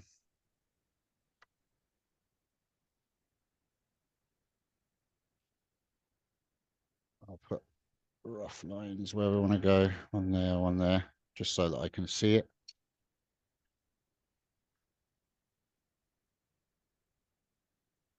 Like I said, if I'd have measured that, I would have known where I was, but it's okay. It's the end point we want to get to. Doesn't matter how we get there.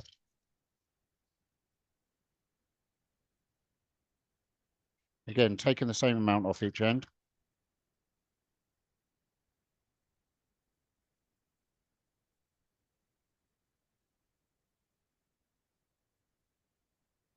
There we go. We're square there now.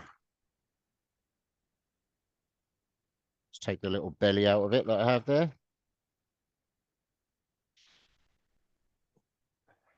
Okay, so we're square there now. Square and square, same size.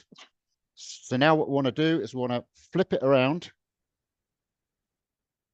I'm going to go between centers, but because we've got a square there now, we can go corner to corner as you do with a square. Let me just mark it quickly. And you can find your centers very easily.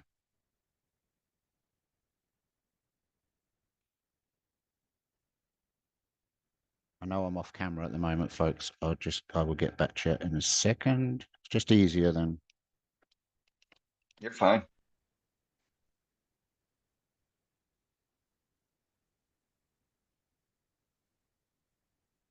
So there you go. I've just gone corner to corner, and that finds my new centers. Put that between centers again, this way. And all we've got to do now is measure how big our cube is. It ended up about 52. But what we can do is, rather than measuring and trying to work it all out, we can start taking the sides down.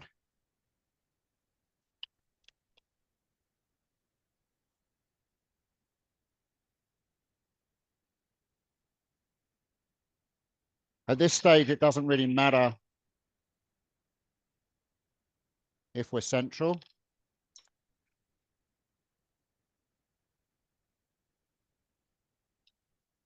We're but it would be nice if you can keep your center marks that you've made for when you start doing the cube inside a cube. So you would measure from the center out to get the cube. I'm just eyeballing it just for this demonstration, just to show you how to get to a cube. So we're going to go there, and we're almost there. So this is going to be our mark here and here.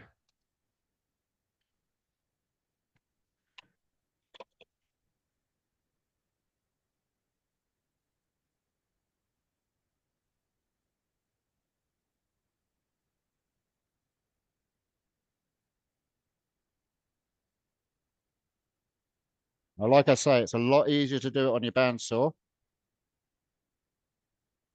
But if you don't have a bandsaw, they're an expensive tool to buy. Now, obviously, you could do it with a handsaw too.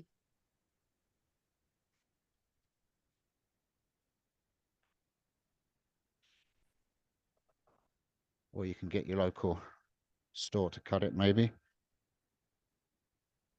Just going to take a little bit more off this side.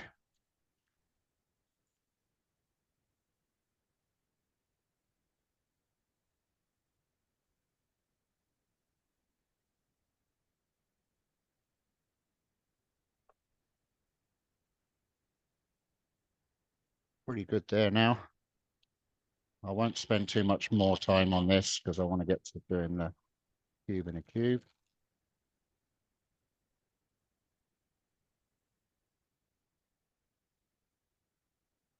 And then it's just a matter of cutting off all your nubbity nubs.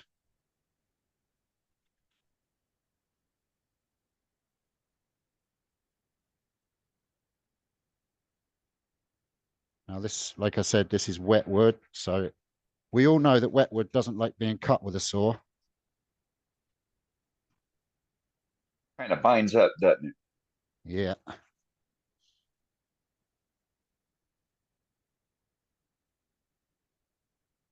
That was quite a big, I could have turned that nub down a bit smaller, but it is what it is. Yep. Yeah, Steve, nobody nubs are really annoying. Nubbity nubs are very annoying. Especially wet nubbity nubs.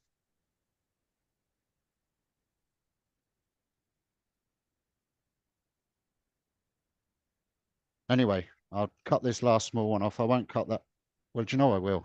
1 second. I'm going to cheat. Pretend I'm cutting it by hand, okay? That's not a bandsaw you can hear, honest. Brum. And there you go. There's a cube. Turned on a lathe. So anyone that says you can't turn square stuff on a lathe is a liar. Okay. Now, obviously, you'd sand that and get it ready for prep. And to the next stage, so I'll show you how to actually do the cube inside a cube now. I'll just tidy up here a little bit. If you have any questions on that part of it, please fire away.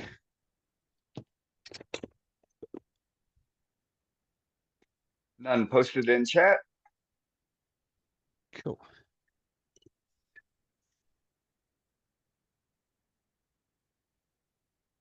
Okay, so once we get our cube, we need to mark all 6 sides and find our centers.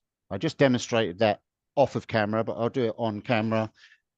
It's more for the newbies that aren't sure how to find the center of a square piece of wood.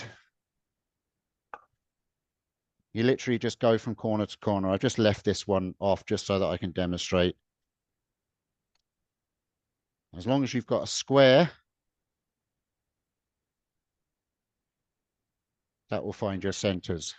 And you need to find the center on all 6 sides of your cube. Okay.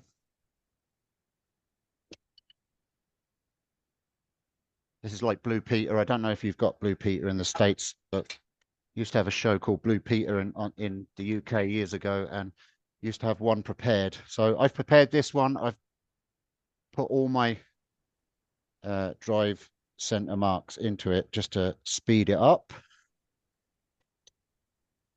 We're going to get it between centers.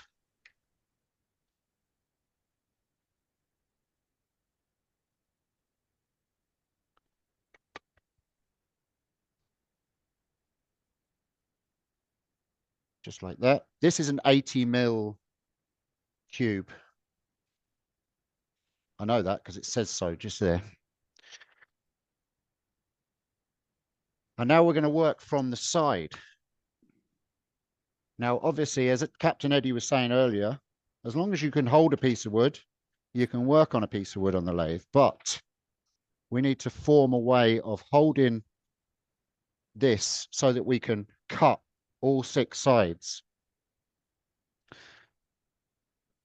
which is a bit tricky when you're between centers. Now, what you could do, depending on the size of your cube, it's a controversial way of holding a cube. You can make yourself a square jig, which is just a round piece of wood that you've cut a square out of the same size as your cube. And as you tighten up your chuck, you put slots in the corner, and as you tighten it up, it holds the cube in place. The controversial way is you can take 2 jaws off of your chuck. You can wind your chuck out and you can hold it on 2 sides of the cube. Now, the real safety turners would say don't do that. I have used a chuck with just 2 jaws for years, and I have never, touch wood, had an issue of it letting go. As long as you know your limitations, you can use the chuck just like that. But it's personal preference, and you do whatever you want to do. This is the way I'm going to demonstrate. It's a safer way of doing it. Is we're going to cut in the side. Let me move this. Metric sizes. I've gone millimeters. I just see that pop up in the chat there.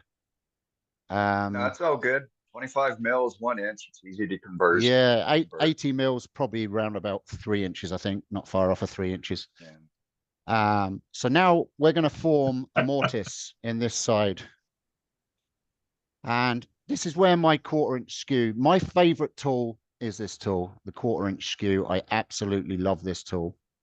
It's a 1930s vintage tool, and I just love it. So we're between centers, we're locked down. And now we need to make a mortise. Now I'm just going to start cutting. So what I do is I cut in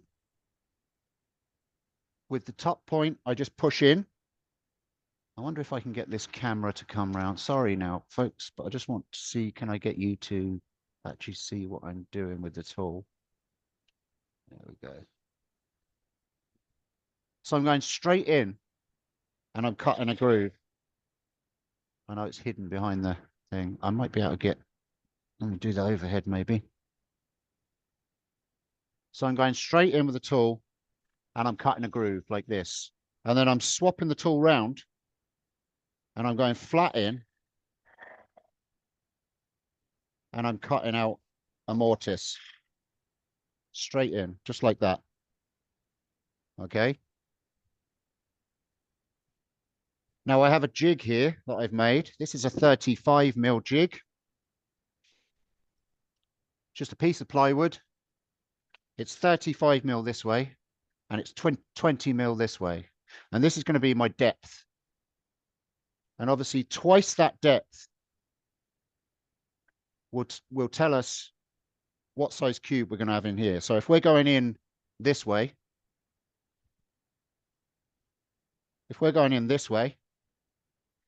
and then this way, our cube is going to be this distance minus the 220 mil depth. So our cube will be that size with inside that cube. Does that make sense? Yes. Okay, obviously we're going to be going from all directions.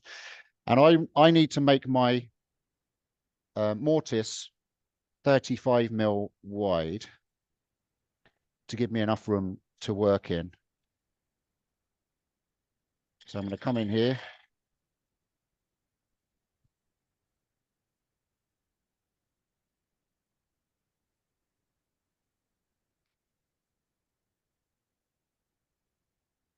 Now for the first one, it's kind of eyeballing to get to know that I'm about right. As long as I'm roughly right for my first mortise that I can hold it, I should be good. And I get right in with my skew there, get a bit of depth, clean it out.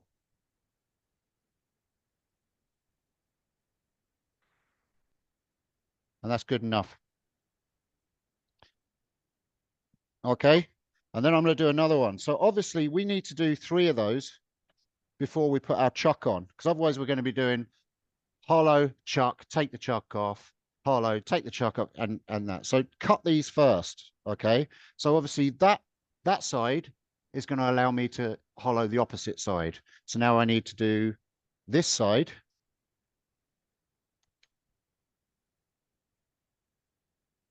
Find me center mark. Oh, there it is.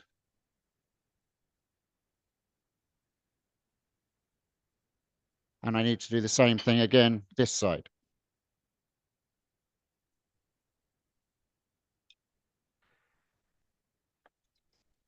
In with my skew. Swap it round. Go in. That noise you're getting is a vibration. Oh, we can't hear it. Oh, okay. There's no noise. There's no vibration. Everything's good. All smooth turning, buddy. So I want to get this roughly to size. We can open it up once we're working on it. All I need it to be is the size of my pin jaws that's going to hold it.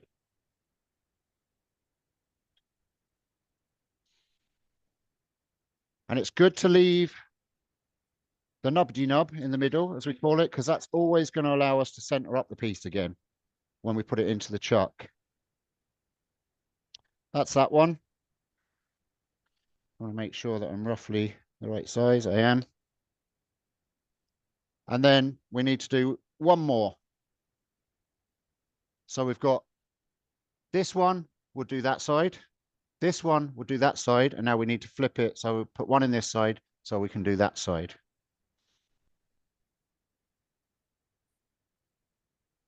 Work smarter, not harder. When I first did these, I was doing one, taking the chuck off, swapping it over and doing it. And it was tedious. So again, straight in and start cutting my mortise.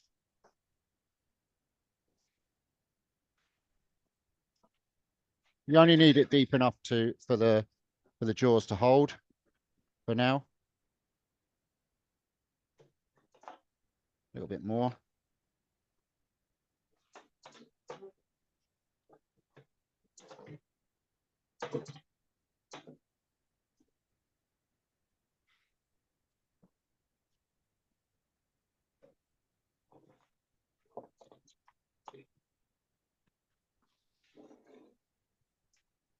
There we go. Final check. We're good. Okay, so now we can take out our step live drive and put that to the side.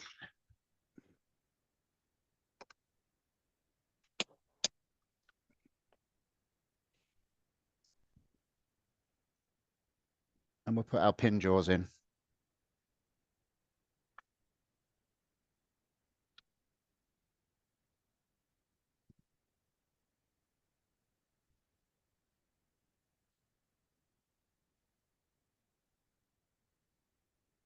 All right. The other thing I want to do is I want to change my live center, because I have a cone that I've made.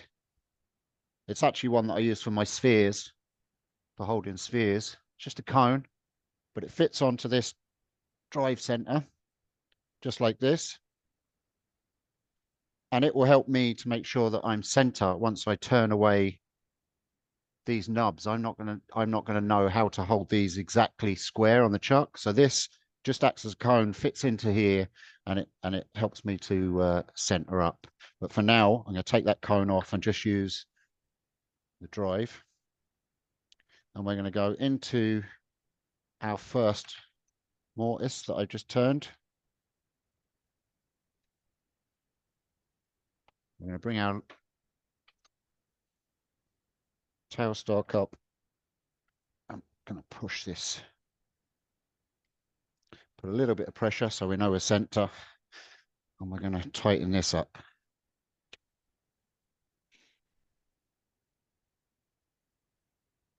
Now, because I've gone in with a skew, it's tapered just slightly the wrong way. If normally you would dovetail it and you'd go in this way, but because it's a bit tight to get in here, I've cut it as much as I can. And what I do is I tighten the chuck so that it grips in to this wood and holds it where I need it to be. I've never had really a problem with it letting go, to be honest with you. Once you've got a hold on it, it's pretty good. It'll probably prove me wrong tonight, as it always does on a live. Okay, and then we're going to take away our tailstock.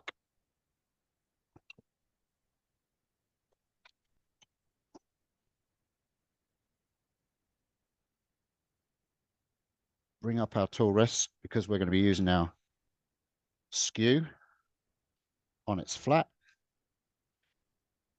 Give it a push and a pull to make sure that you are held, you know, just be safe. And we're going to get that spinning.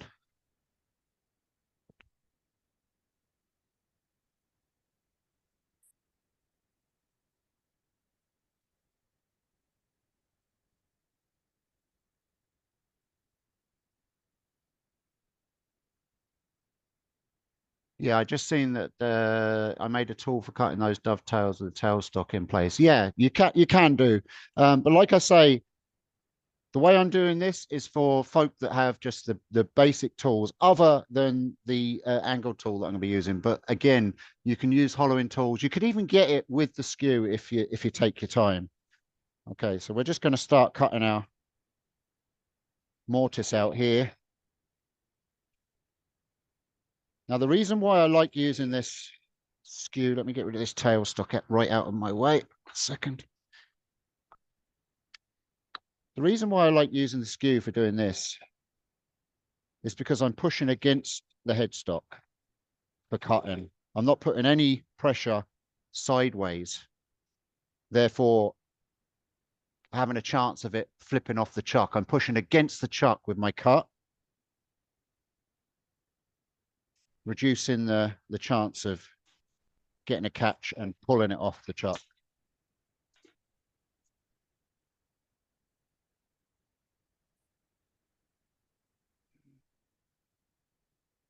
Okay, so now this is where we need to be accurate.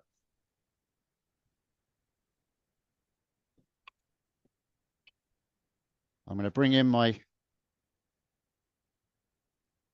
template. It's a little bit wider than this cube, but that's okay. I can eyeball it up and get a rough size of where I'm going to be. I'll bring that down here, put a mark here. Just put it on my tool rest and hold it and spin it.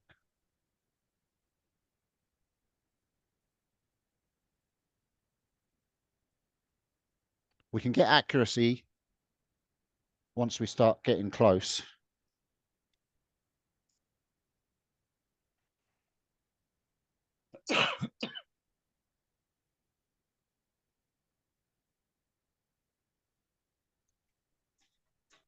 Sneak up on the line. Don't have this spinning when you're using a template like this, because if you put it in, it can flip it around and it can twist your wrist. Always turn your machine off.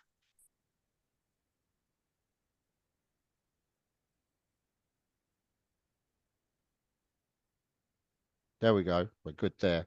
Now, it's only really this outside edge that we have to worry about being accurate. That will make sense a little bit later on.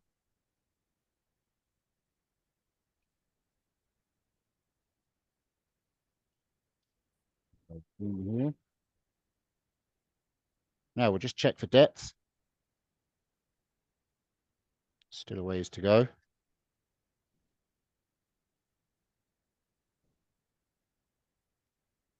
I really do love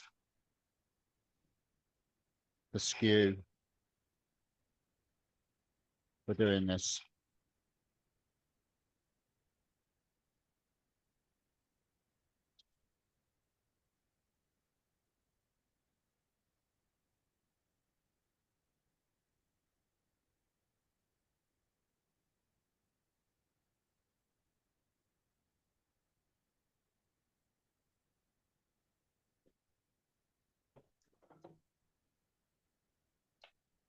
Okay.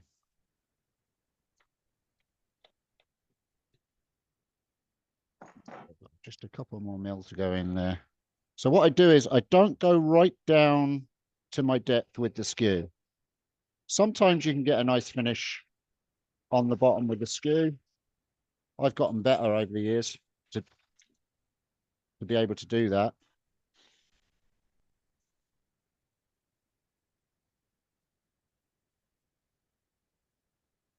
What I do now is I'll get almost to my depth.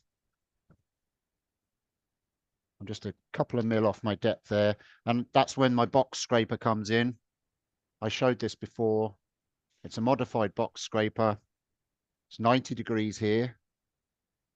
This edge is a cutting edge, and this top edge is a cutting edge. So you're cutting on both edges, and you can get a nice square cut in the bottom, and you can also get a nice clean cut by twisting the angle slightly. Now, I'm going to bring my tool rest down just slightly because this is a slightly thicker tool than the skew, obviously.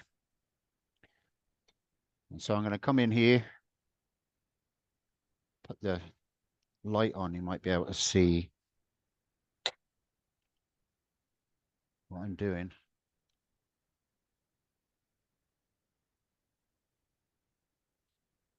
So I'm coming straight in. I'm going to just bring the corner to the center and start it cutting.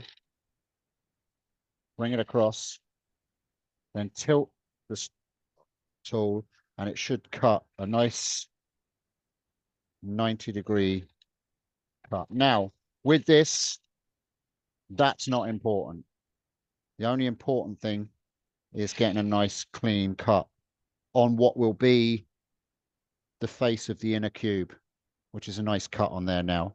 Now, I'm not going to do any sanding tonight. That's perfect depth now. I'll just show you on the overhead.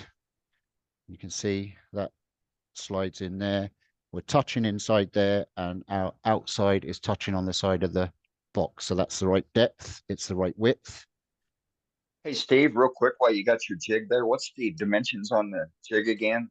On the jig, okay, so it depends. Obviously, it depends on what size cube you're going to be using. Yep. Okay, but for this one, this is an 80 mil.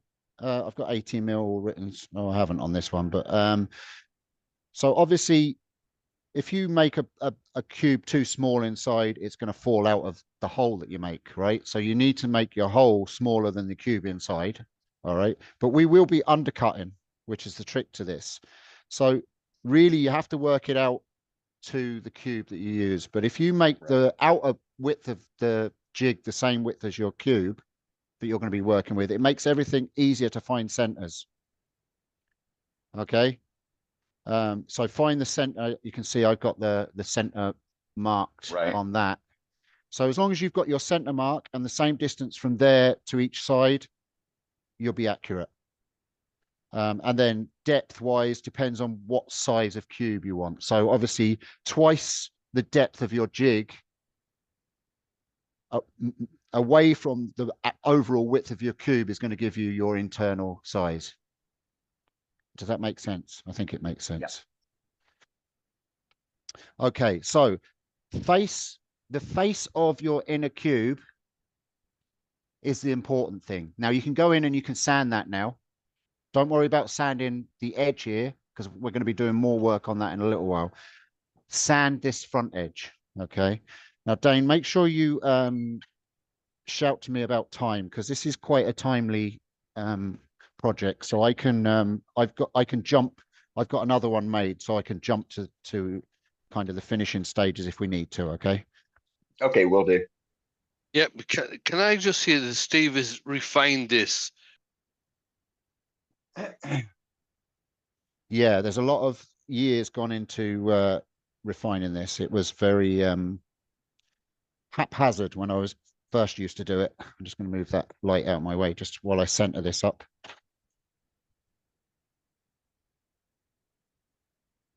I'm glad you noticed that, Wayne.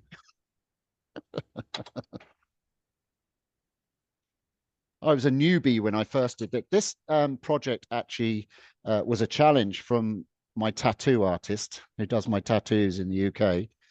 I'm just finding the center using my nubbity nub. And then I'm going to tighten up. So obviously I'm doing opposites. So I'm using my full mortise that I've cut now, my full depth hole. So I get a better hold on this now. I don't need to cramp it up really tight. It will hold. Yeah, so this was a challenge. He saw a YouTube video of a metal worker using a metal lathe to make a cube inside a cube. And he messaged me and he said, bet you can't make one of those on your lathe. And me being me, I said, bet I can. So I did. And it's kind of stuck. And I've made a few of these now. I've sold quite a few. And they're nice little fidget toys. And they're conversation starters. If you've got it up on the mantelpiece, people say, how the heck did you do that? So it's just rinse and repeat now with this. We're going to turn this away.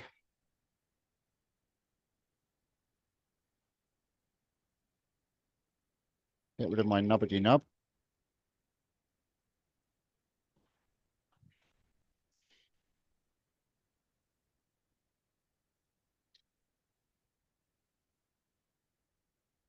I want to get my overall width first. We're not far off of that. This is why I turned it slightly smaller for the chop jaws to start with, so that I can refine it once we get a good proper hold on it.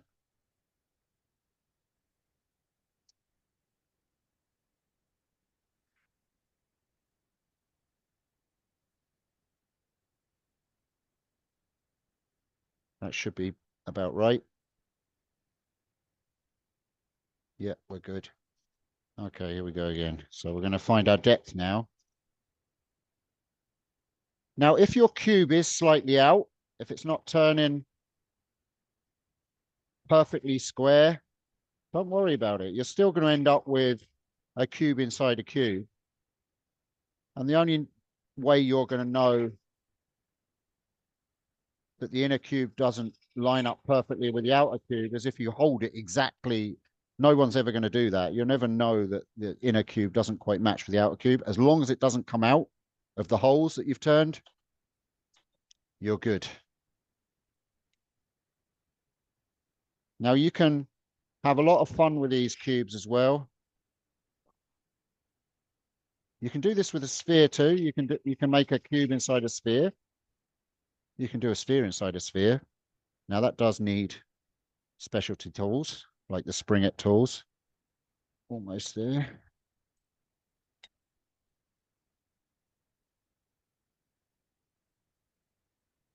But you can also shape these cubes so you can turn them into a star. So you could turn in, while you've got in this position, you can turn a cove like this, and like this, and like this. And you can make it into a star. So you end up with your corners being points. So you have a star with a cube inside. So you can do all different kinds of designs with these. You can go as deep as you want, or as, you know, you can dome it and take the corners off and end up with kind of a weird looking, I mean, you could even sphere it on the outside if you want. Once you've got a cube, you can turn it into a sphere, but you have to be careful you don't come into your holes. But there's all sorts of ways, and then you can embellish it with pyrography and stuff like that. There's loads of things you can do with these. They're a lot of fun as a fun little hobby project. Almost there now.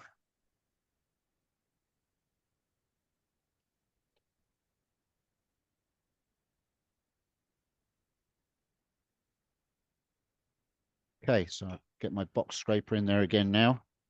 Do a clean up. Too high, that's why it's not cutting. When your tool tells you something, listen to it.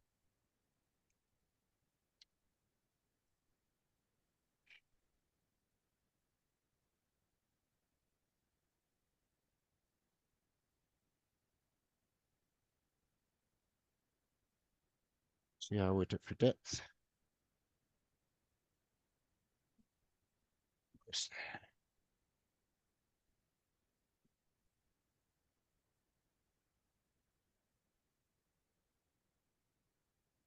Now, when I first did these, I did it all by guesswork. I never had a jig at all, but I found with accuracy, it's a lot easier to work out the parting off of your inner cube. There we go, that should do. All right, we're perfect depth there again. So now we'll take it off again.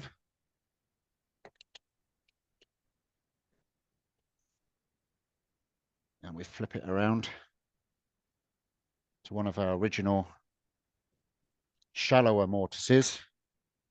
So again, we have to make sure that we've got a good hold.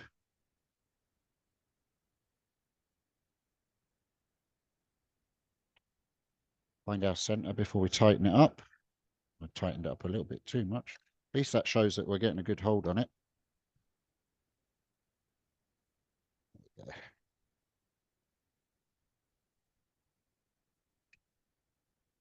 Push it well onto the chuck before we tighten it up, and then start.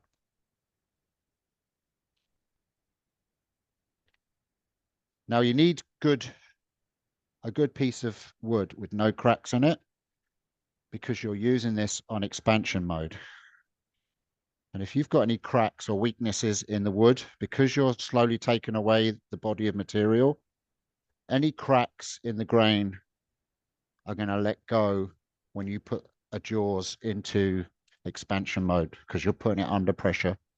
So just be aware of the type of material you're using when you're turning these, or anything that you're using jaws in expansion mode.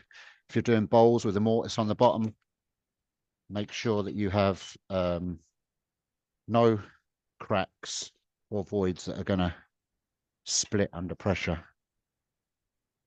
Okay, here we go again.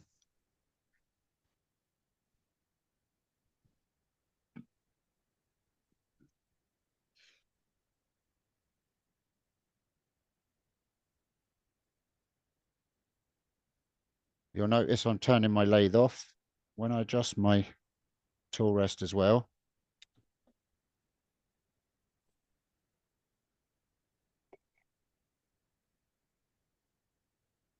Now, the other thing you've got to take into consideration when you're doing this, because it's a cube,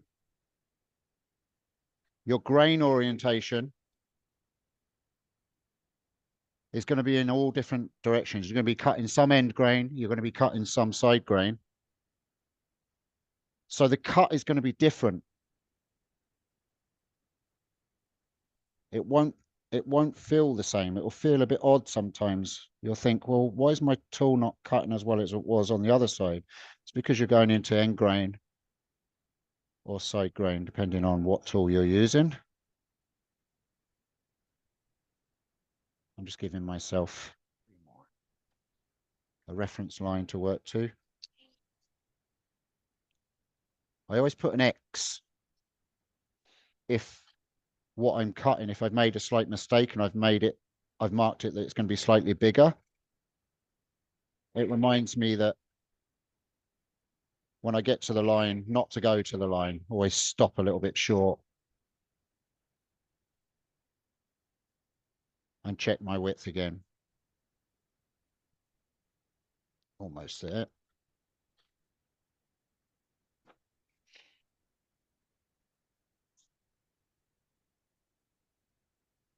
A lot of stopping and starting with this, but you need to be accurate.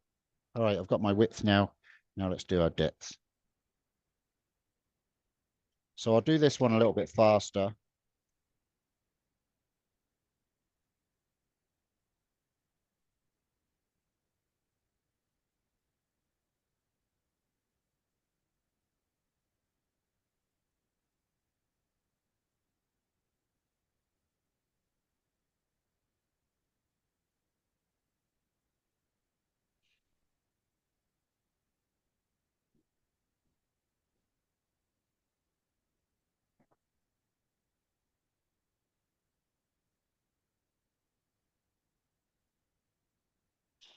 Now I'm sure there's different ways of doing this.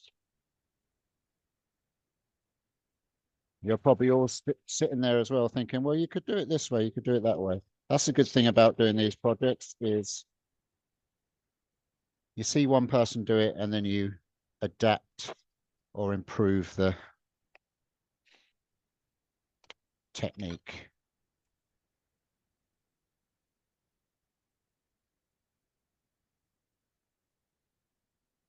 Okay.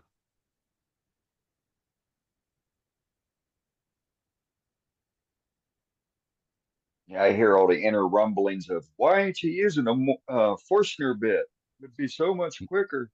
Yeah, it would be. But he already said why he wouldn't use a Forstner bit, because it would leave Well, marks he didn't want. Exactly. Exactly. Yeah. Now you could go to a certain depth with your Forstner bit and then clean out the rest. But when you get used to using your tools, to be honest with you, it's a lot faster to do it like this than to keep putting your Jacobs chuck in, drill it, take the Jacobs chuck out, clean it up with the tools. You're as well to just do it like this. I very rarely use a Forstner bit when I'm hollowing, even boxes and stuff like that. I just find it a lot quicker to use the tools. But again, that's personal preference. Okay, so that's that side done. I'm gonna swap it around. What sort of time do we have, Danes? Just so that I know in my own Well, head. do you have one ready to start carving the box out? So I've got one ready that I've pretty much done. Oh, okay. That I can show how to part off. But what I was going to do is just do a couple of sides of showing how to carve the box out, and then on this, and then we'll finish off the other one. Okay. I mean, how much time do we Oh, have? we got plenty of time. We got the rest of the program if need be. Okay.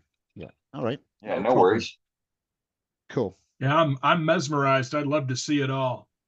Yep. Good. Okay. Well, I'm good to stay and do it. Same here. And get it. Sounds good. That's what we'll do. Yeah, I've got. Okay. Cool. That's good. All right. So we're going to tie again. We're into our finished depth, so I can just tighten that up with less aggression.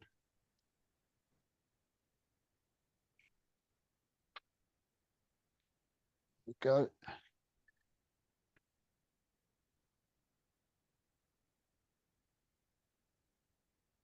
I think the first live that I did with this on YouTube, I think I was live for something like 4 hours or 5 hours doing one of these because it was the first time I'd done it. And I think I had like 30 people that stayed the whole the whole time watching me do it. So it was cool. I think I was.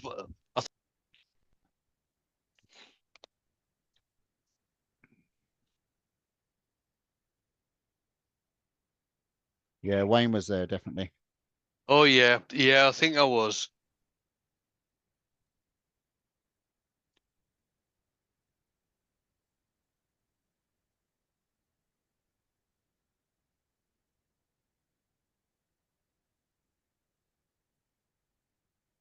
I'm not sure how many people use a skew like this to hollow. It's kind of something,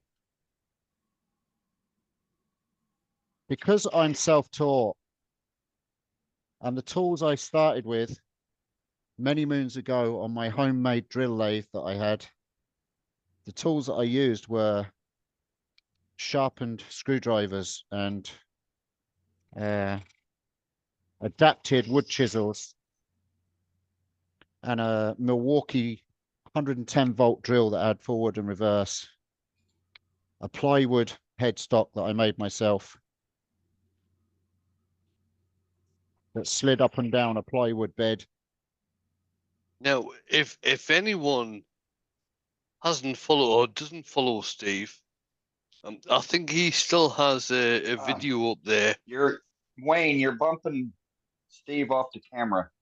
Oh, sorry. Please keep it. Please, we need to keep the commentary down so Steve can get through with the demo. Okay. Yeah.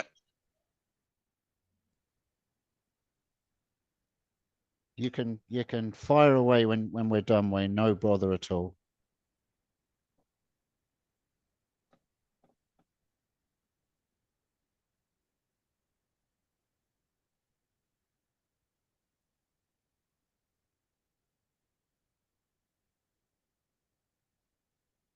Okay, we should be pretty much close to depth on that one. We are just a couple of mil off that one, so we'll go to the scraper again. Clean up again, like I said, cleaning up the face of the inner cube. Not worried about the side of the hole.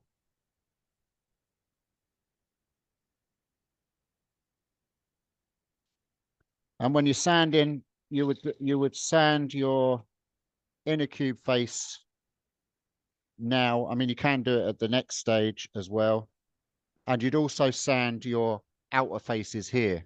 Now, the way I sand these is I get a block of wood, I put sandpaper on it, and I hold it so that it keeps it square. If I'm keeping a square cube, obviously, if I'm shaping this, I'd also do my shaping now to turn it into a star to get the right depths and everything. So you do your shaping at this stage as well, just while you've got it held in the chuck. Okay, so I think we were good on that one. We were, yep. Now we're going to swap it around. I think we've got 2 more to do, and then we can start forming our inner cube. Again, leave it loose. Now it's very repetitive, but it is essential that you get all your depths the same. You have to be accurate, because when you start forming your cube inside, it's the parting off at the end to release the cube. You'll have thick corners that you've got to try and carve off, and thin corners, and it just won't be sitting right inside the cube to get the tool in and cut it off. To part this inner cube, you should be able to just use the little, I'm just using the little 1/4 inch skew and just use it as a carving chisel and just release the corners. But we'll show you that in a second. Again, we're into the shallow mortise again here, so I'm putting plenty of pressure on to make sure I'm held.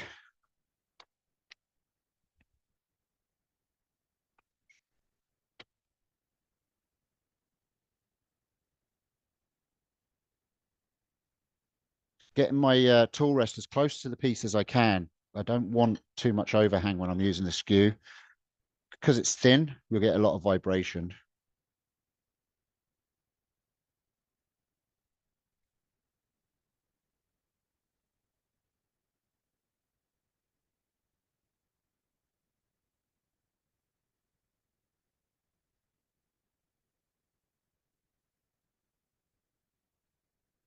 Yeah.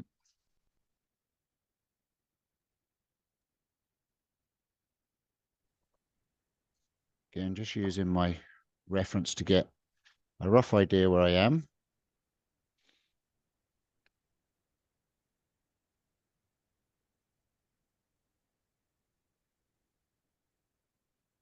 Okay.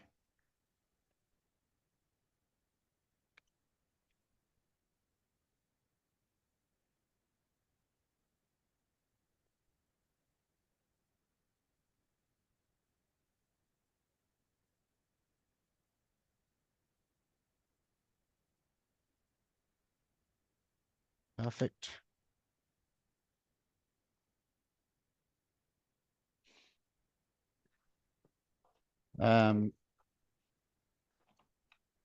Like I say, if you're a carbide user, you can do this no problem with your carbide. You'll be doing this with a square scraper.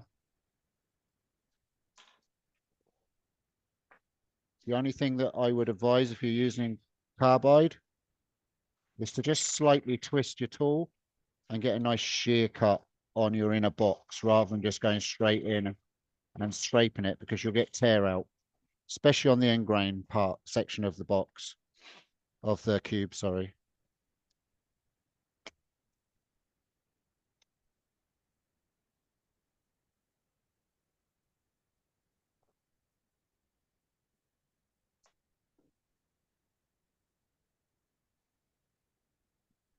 Now these look really, really nice.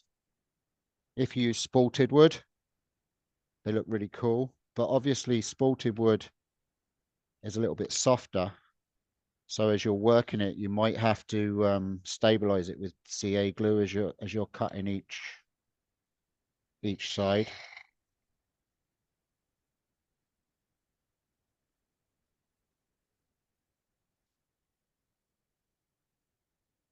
And also you could laminate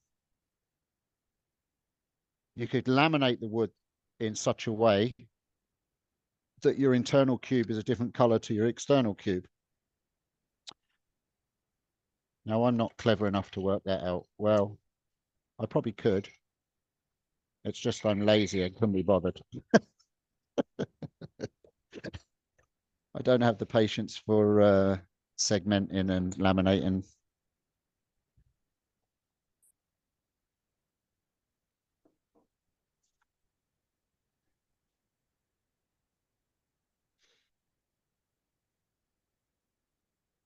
There we go. That should be the depth. Yep, perfect. So we've just got one more side to do. And then I can show you how to start forming and parting the inner cube. I mean, we're already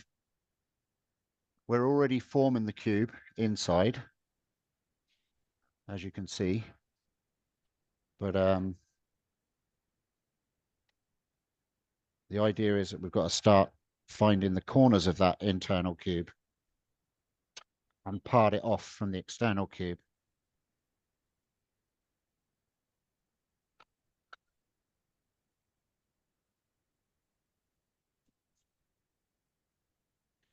Now, I suppose what I should have done is I should have used a 2x4 to do this and killed two birds with one stone. Well, there was some discussion on that. Back off, it's my idea. Right? Okay, so we're in our deep mortise again. So I just have to nick up my jaws. More aptly, this will qualify you for it regardless of it being beach. Okay. Just because you went from round back to square.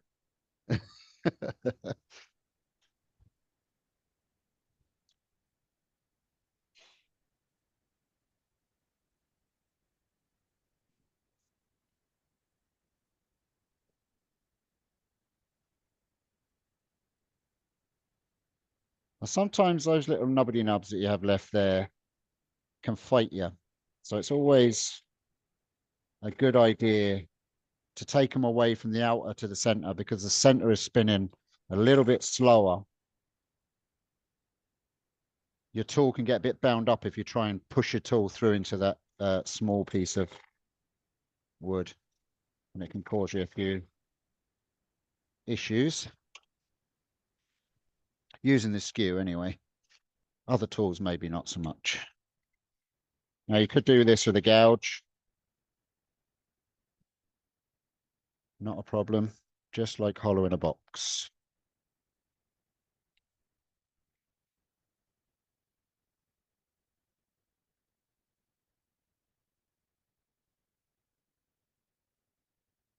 Right, that's our width. This is our last one for doing our depth.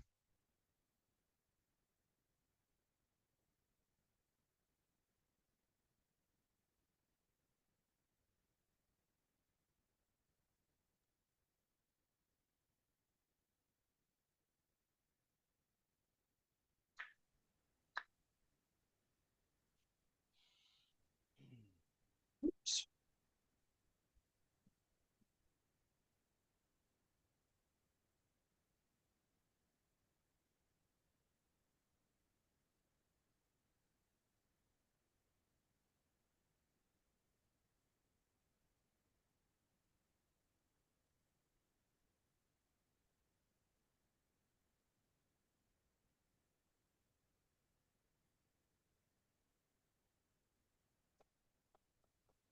Now it's funny because I'll show you in a second from the top.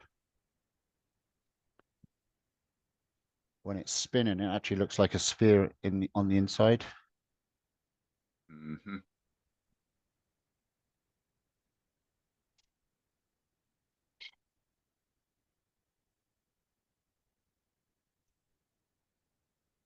Because I do a lot of multi-axis, I just love the way the wood acts on the lathe as it's spinning. Some of the pieces I'd be turning, they look as if they're spinning backwards. Indeed. And they almost dance on the lathe. It's really cool. That's kind of one of the things about multi-axis that I really enjoy. Okay, perfect with our depth there now. All right, okay, so now we're going to do our next stage. I'm going to bring this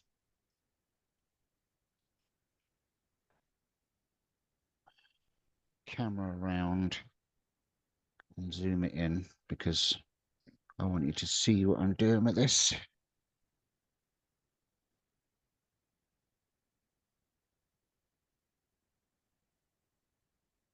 And we'll probably put a little bit of light on the on action so we can also see what we're doing. The dreaded shadow. Okay, so to start with, again, I'm going to be using my skew.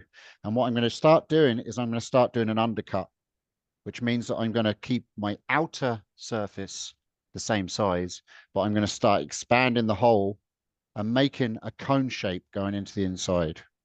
Okay. So again, I'm using my skew. I'm going flat in here and I'm going to start at the bottom. I don't want to take too much out at the top here because obviously if I start pushing that in at an angle, I'm going to get more and more wood that I'm trying to take away with one cut. So I want to start at the bottom, just touching on my bottom box and then come back and take the wood down to my box, inside box space.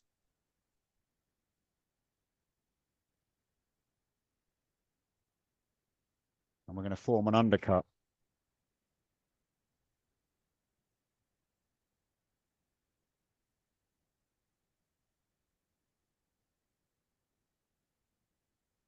And you really can get quite far in.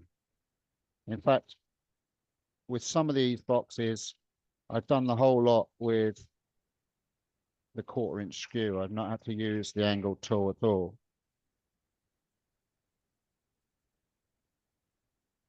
There we go. That's pretty much as far as I can get in there without damaging my inner box. Now with that one, I'm not going to go any further. I'm not going to put my angle tool in yet. I'm going to flip around and I'm going to go to the side. So I'm just going to flip it 90 degrees so that I'm cutting into the same sides, if that makes sense. So I'm just going to take the cube, take it off, and I'm going to flip it. This is the one we were working on, facing the back of the lathe. And I'm going to flip it that way. Now, if I was just to tighten that up now, that's going to be out of square No, it's not too bad actually, but you could be just slightly out of square and you're going to get a wobble, and that's going to mess up your cuts inside here. So this is where the cone comes in handy.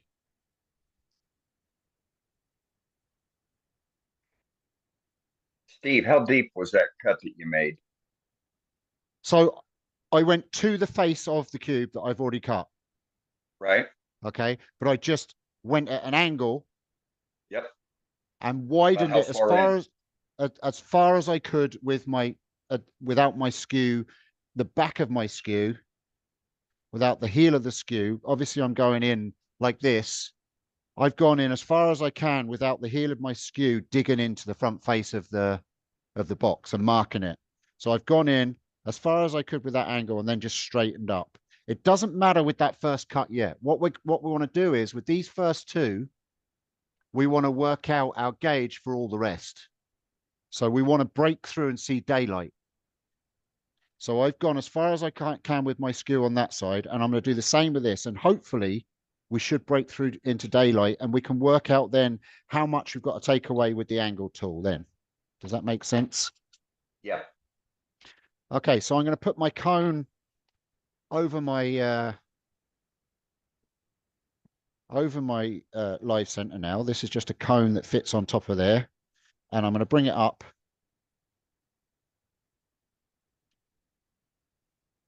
Make sure that this is loose, and I'm going to push that into place so it's nice and tight against the chuck, and then I'm going to tighten up.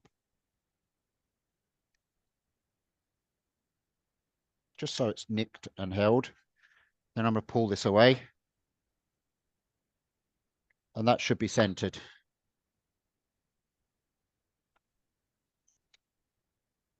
And now we're going to do exactly the same as we just did.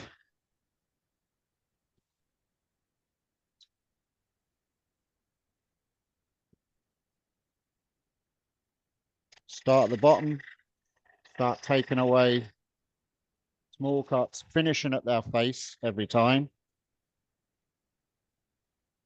We don't want to turn our inner square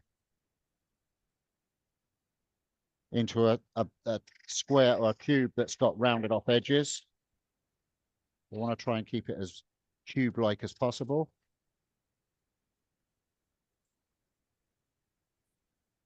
Now, I'm starting to see daylight there.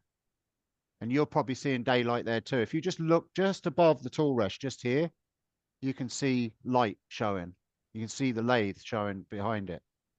Yep, it's blinking. Yep. Yeah, exactly. So that's telling me that I've got the right depth. I'm starting to cut the right depth. And we've got our two sides starting to cut into each other. Again, I'm going to go as far as I can safely without damaging the front face. I'm bringing my tool round so that heel isn't touching on the inside of the inside cube.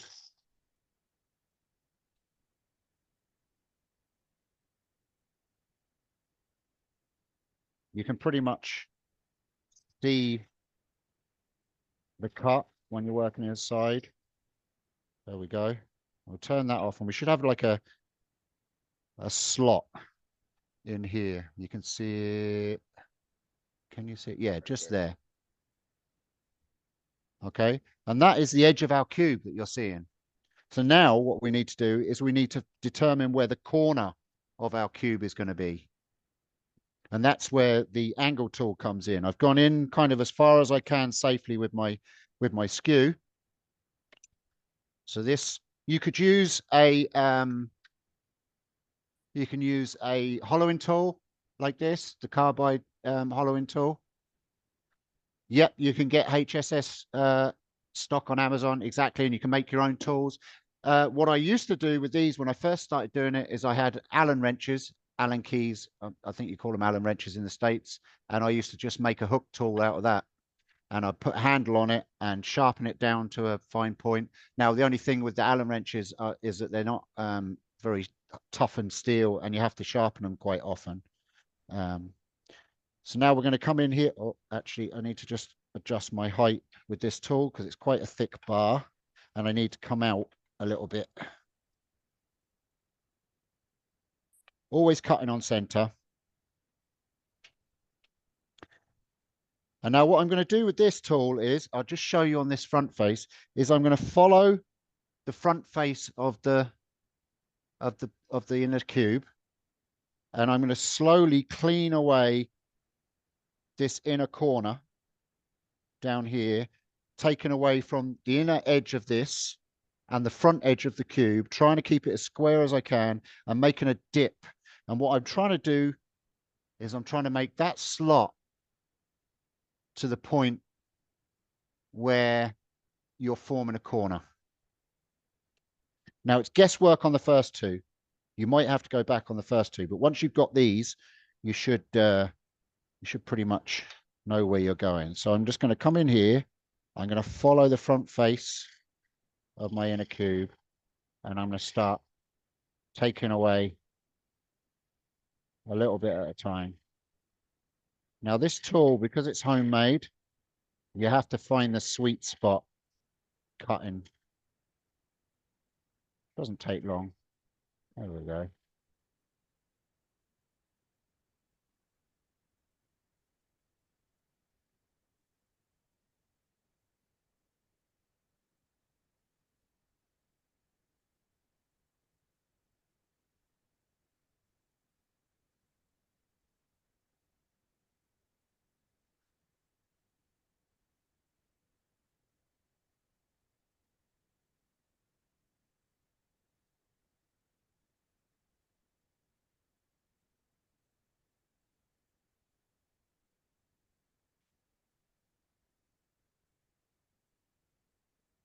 Okay.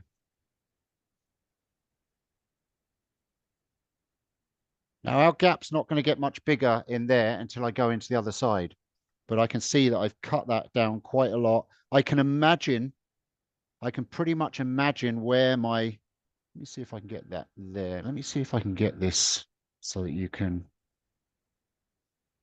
there we go. So I can imagine where this cube is going to, because I can see roughly where this edge is, I can come over here and I can draw a line on my inner cube to work out roughly where my corners are going to be. And I'm pretty happy with that. I'm going to take just a tiny little bit more out, but I'm quite happy with the depth that I have there.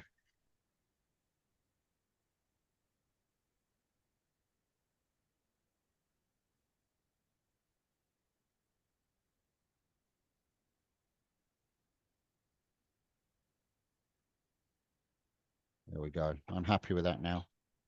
And now I'm going to swap back to the one that I've cut before, which is this one.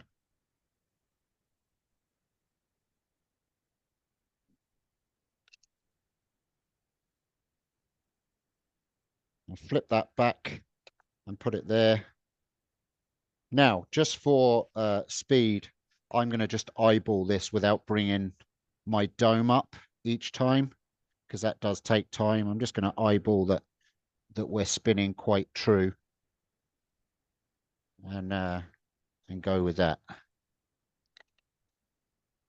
But I would advise, if you're doing this, to bring your tailstock up and center it each time, just to get accuracy. Because it's a pin jaws, there can be a little bit of movement.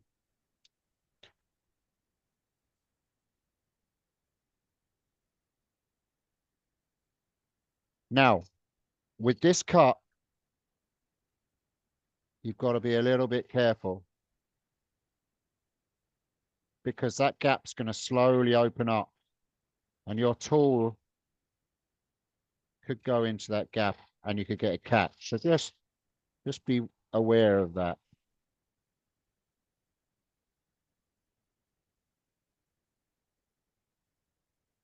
Now I know that from the last one I just did, the other side, my bar was touching near enough on this front edge. So I know how deep I was going.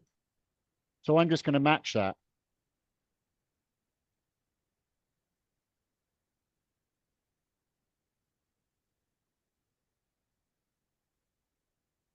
Trying to find that sweet spot for cutting.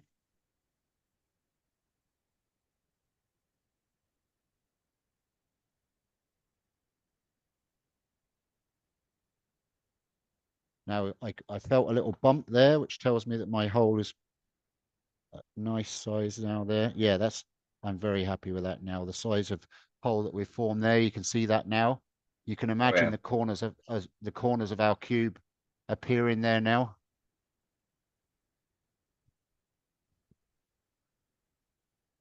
So I'm just going to take out a little bit more of that one.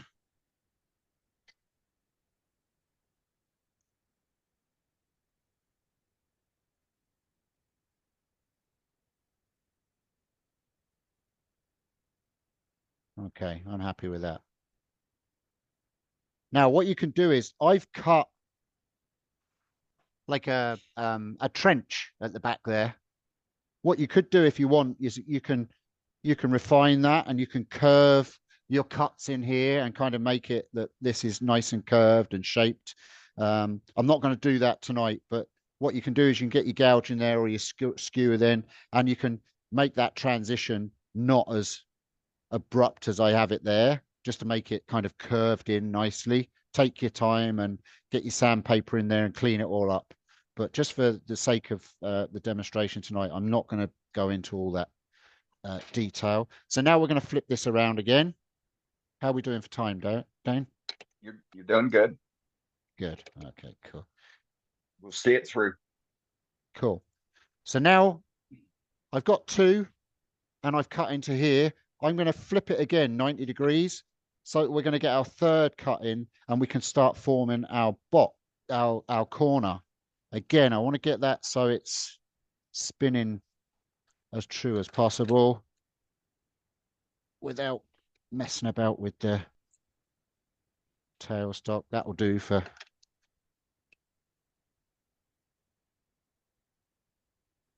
tighten up enough to be doing this.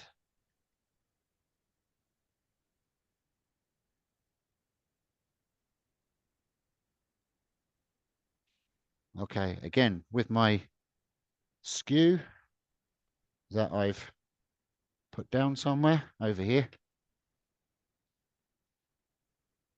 We're a little bit off there, but not enough to cause an issue.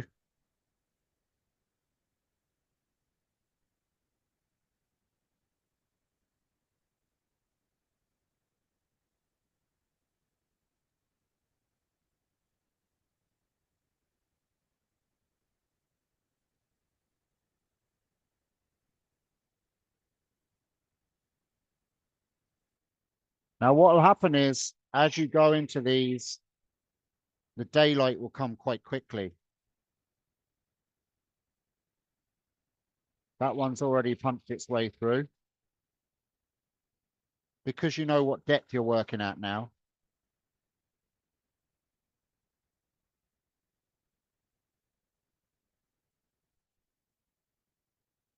And stop that now. We've got daylight and we can start seeing where our corner is forming. And you can see there now. Let's see if I can get that to show. You can see the corner starting to form there. Now that we've got the three sides cleaned away. So I'm just going to take a little bit more out with my skew.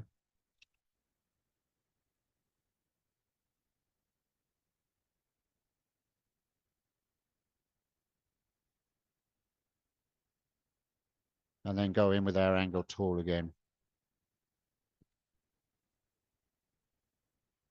Don't get complacent and not bother adjusting your tool rest.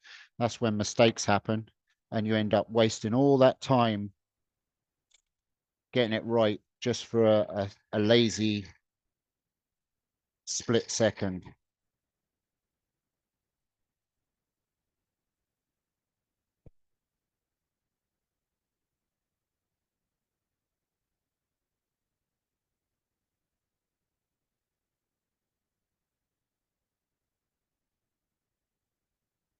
Now I can feel that that tool's got dull now because it's not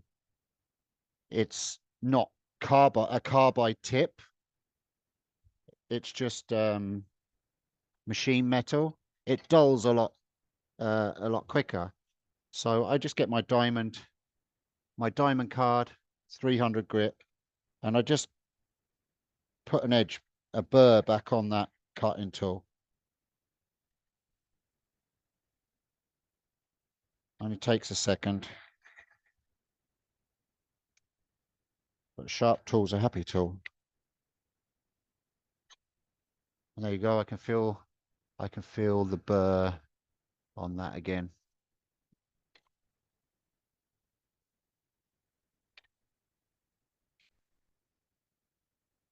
And instantly I can feel that cutting a lot better. But don't forget, it can be a little bit more aggressive when it's cutting.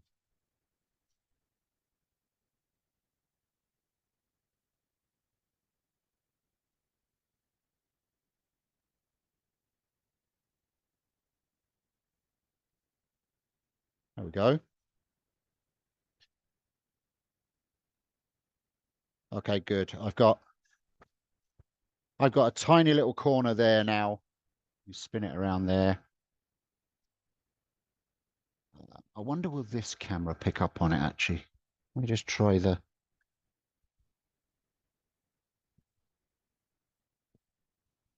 Let me just zoom in on that for a second and it might.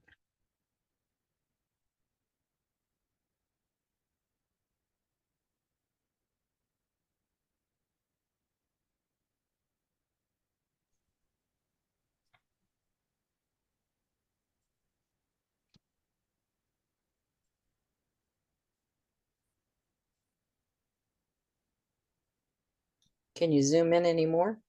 Like it won't zoom any because it's a webcam, that one, so I'm very restricted on how it will zoom in. But it's probably about the light. Oh, there you go. You could probably just see the corner that's been formed there now. I've got just a tiny little bit left on the corner. Oh yeah. Yep, I can see it now. So all I do now is I bring my skew in along the face of my cube and I just cut away that little divot. Now you're not going to see me doing this, and I just take away the last little bit using this as a carving chisel while it's still in the chuck. Because if you're trying to hold this and do it, it's difficult. Okay. And I can come over the top here. Might get it with the overhead camera. I can come over the top here now with this one. This is why we do the 3 together. And I can carve this top one.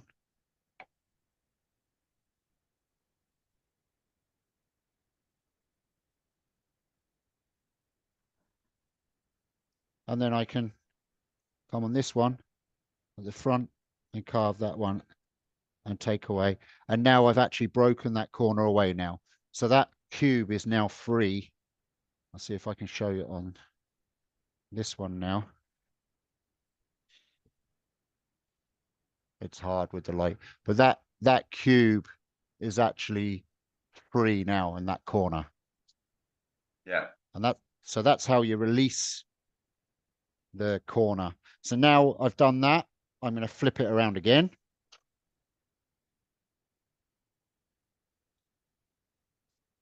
Get my chuck key out of my pocket. And I'm going to go to another side.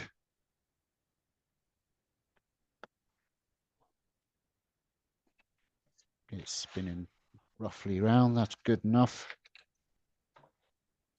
So you can see now why we weren't too worried about these inner walls. Because we're cutting it away, but we've got a nice smooth surface on our cube.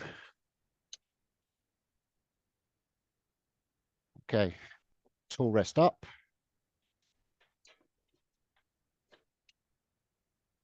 And go again with the skew. We've got a little bit of a wobble on that one, but we'll pretend it's not.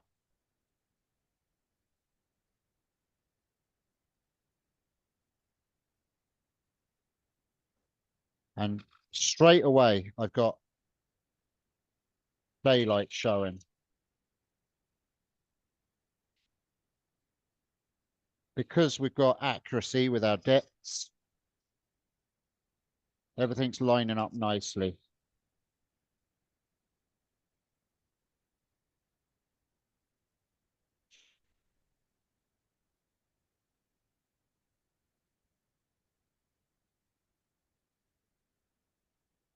That's good. So now I know that when I bring my angle tool in again, I'm going to form that corner again.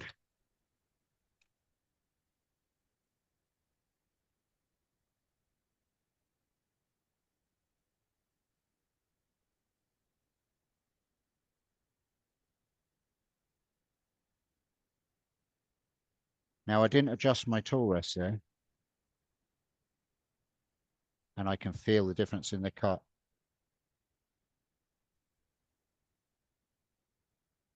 I'm just going to bring my tool rest down just a little bit more, because I don't want to get a catch and end up pulling that cube out of the chuck. Nice, there we go. Okay, I can feel that that's pretty much where I want to be. Yep. And that's released another one, so I can just get my skew in again, clean up that corner, and release another corner.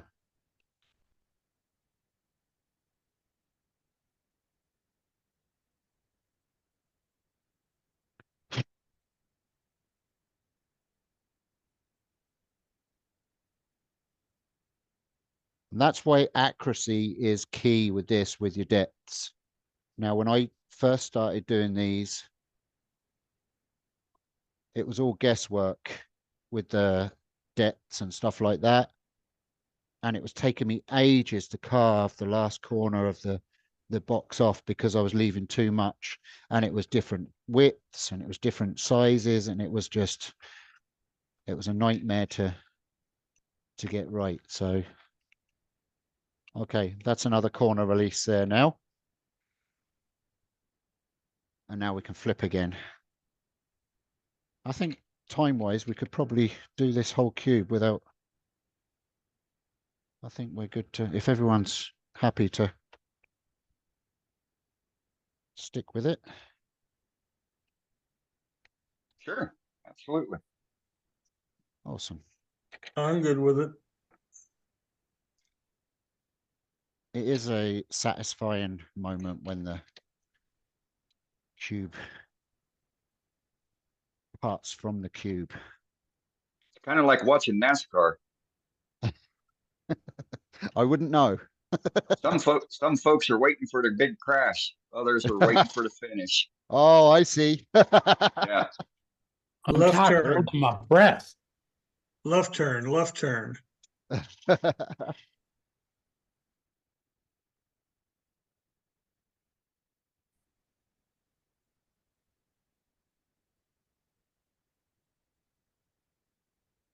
Now, speaking of left turn, you can turn these in reverse as well, so that you're working from the front and you can see where you're cutting.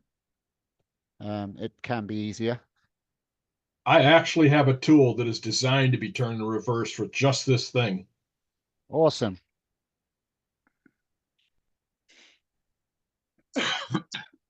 Okay, so I'm pretty good there. Again, just going to go in with my angle tool just to take the last little bit out. But you can see once you get all your depths accurate, it goes quite quickly, this cleaning out process.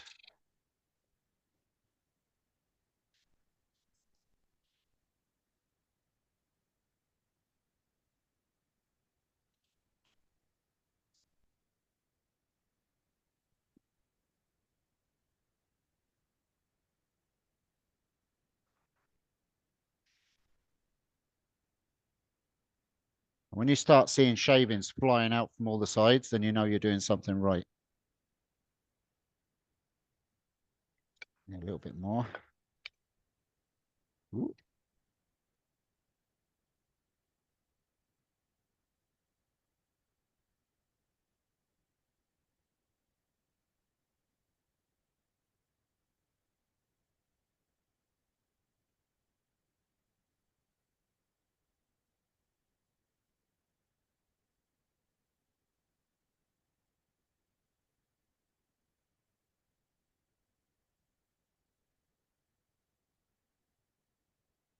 Now, obviously, you take your time, you do your sanding, you'd clean up all these edges to get to so everything's nice and clean. That's ready for parting off again now. So I can take that last little bit out.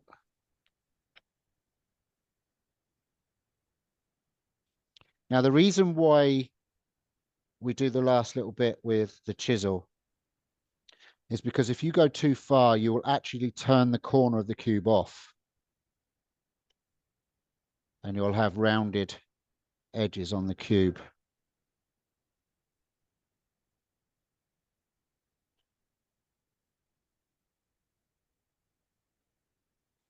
There we go, that one's parted off. Now we've got two now that we can part off here.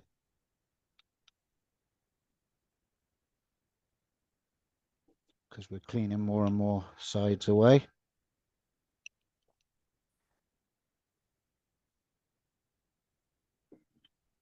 There we go.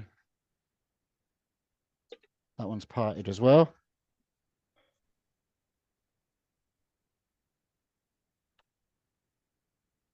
Cool.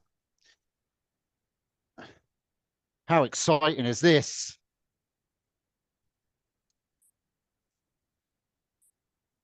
All right, so we have that side done, that side done, that side done. I think we're on our last one. Yep, this is the one, folks.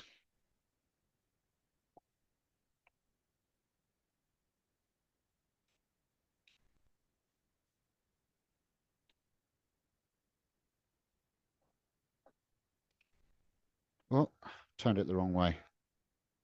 Getting too excited. Now, obviously, when you're tightening up this one, your outer box is a lot weaker now. So be aware that when you're putting expansion mode on, you don't want to end Got up a wobble splitting. on that. Yeah, I have got a wobble. I think for this last one, I'm going to bring my tailstock up just to get it That's right. exactly what I was going to say. No sense tempting fate. You've gotten so well so far on. Especially as you've spoken about crashing and NASCAR. Oh, no pressure, no pressure. It's just a demo. Just a demo. Like I say, don't over tighten this because you're a lot weaker now. You've got no support from internal wood because we parted it off.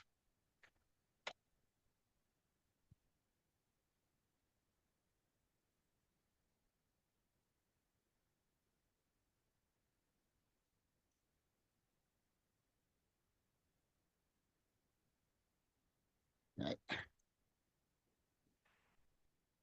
Now, with this last one, you have to have some caution because if you part that center cube off too soon with your tool, it's going to bind up on your tool. So nice and slow.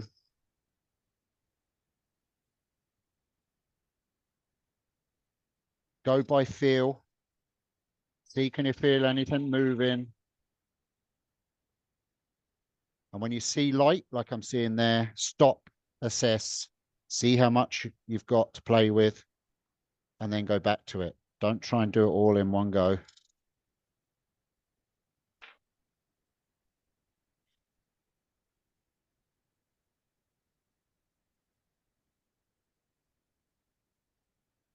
I can feel that cube vibrating now because it's literally just like a first tooth hanging in on the gum.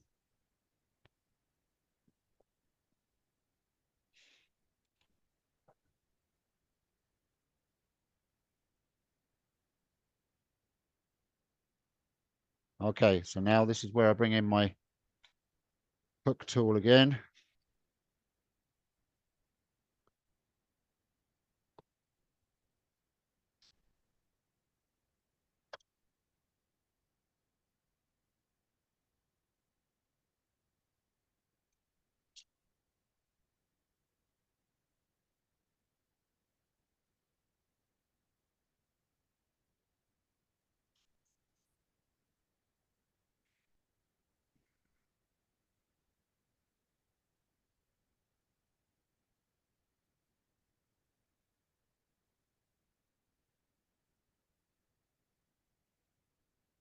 I can feel the inner cube vibrating.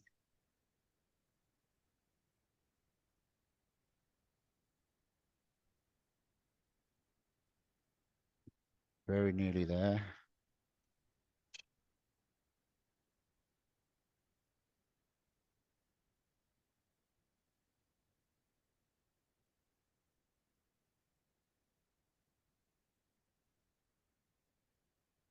And I forgot to say that I'm roughly spinning this. It's been an average of about 1500 RPM the whole time.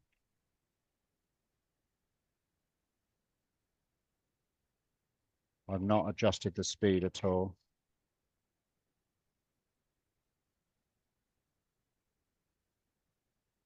Sometimes, depending on the wood, the end grain, you'd need a bit more speed to get a nice cut on it. Okay, we're good. Are we ready for the final part off? You bet. Okay, I'm going to come in at the top here first. In fact, no, I'm going to go at the side here because if I release at the top, you'll see it drop out, hopefully.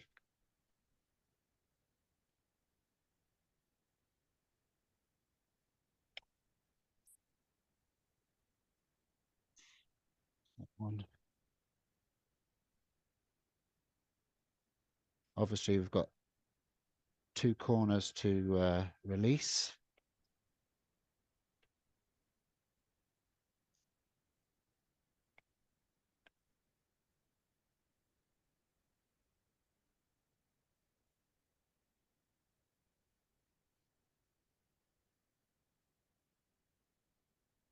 Okay, that one is done.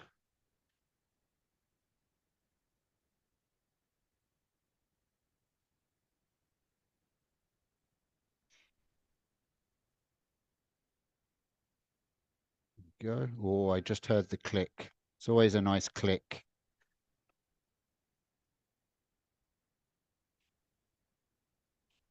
And there we go.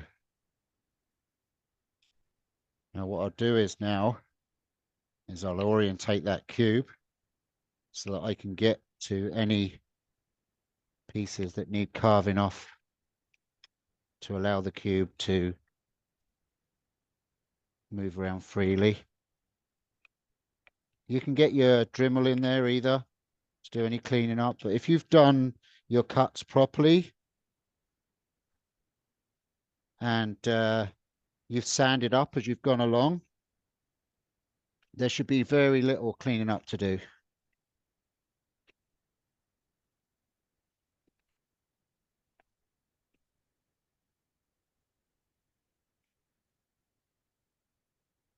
It's brilliant, Steve, as usual. Thank you. So now that's obviously being bound up by the chuck at the moment because the jaws are coming through there. So we'll release it away from the jaws.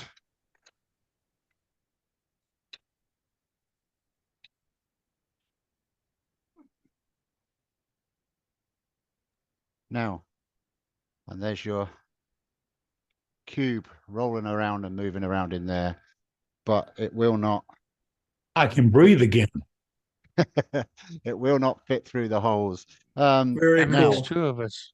That let was me- That's fantastic. awesome, Steve. That Awesome. was fantastic, fantastic. My God. Thank you. Let me just show you here now. That was great. So you can now orientate this cube and poke the corners out of the hole. And you see how there's a little bit of cleaning up to do there. You can just take your knife or your chisel or even your sandpaper and you can just clean off with the grain those edges. And that's how you just clean that off. And then you could even, if you wanted to put design on the inner box, you can push it up tight and you can work in the hole and you can put some pyrography or whatever on the inside. Now, obviously, the outer sides, I've not done any sanding. You do all the sanding as you're working each surface and each side. And but that's how you do a box in a box. Now, you can do a box inside a box inside a box inside a box. I've done 4. So I've done a box inside a box inside that box inside this box. So you end up with 4 cubes rolling about. And so all you do is you just go deeper and deeper with your first cuts. I'm not nearly that ambitious. That is I'm just shaking my head. Wow, just wow. That's really great, Steve. Good job, Steve. That was excellent Yeah, demo. awesome, dude. Right, right, Yeah, right. Absolutely incredible. Well worth the whole program. Yeah, I appreciate it. Yeah, I'm glad I'm glad I managed to get it Everybody's got a done hot mic. in the time. Go ahead. Go ahead, Super, Steve. mate. Yeah. So there you go. I've got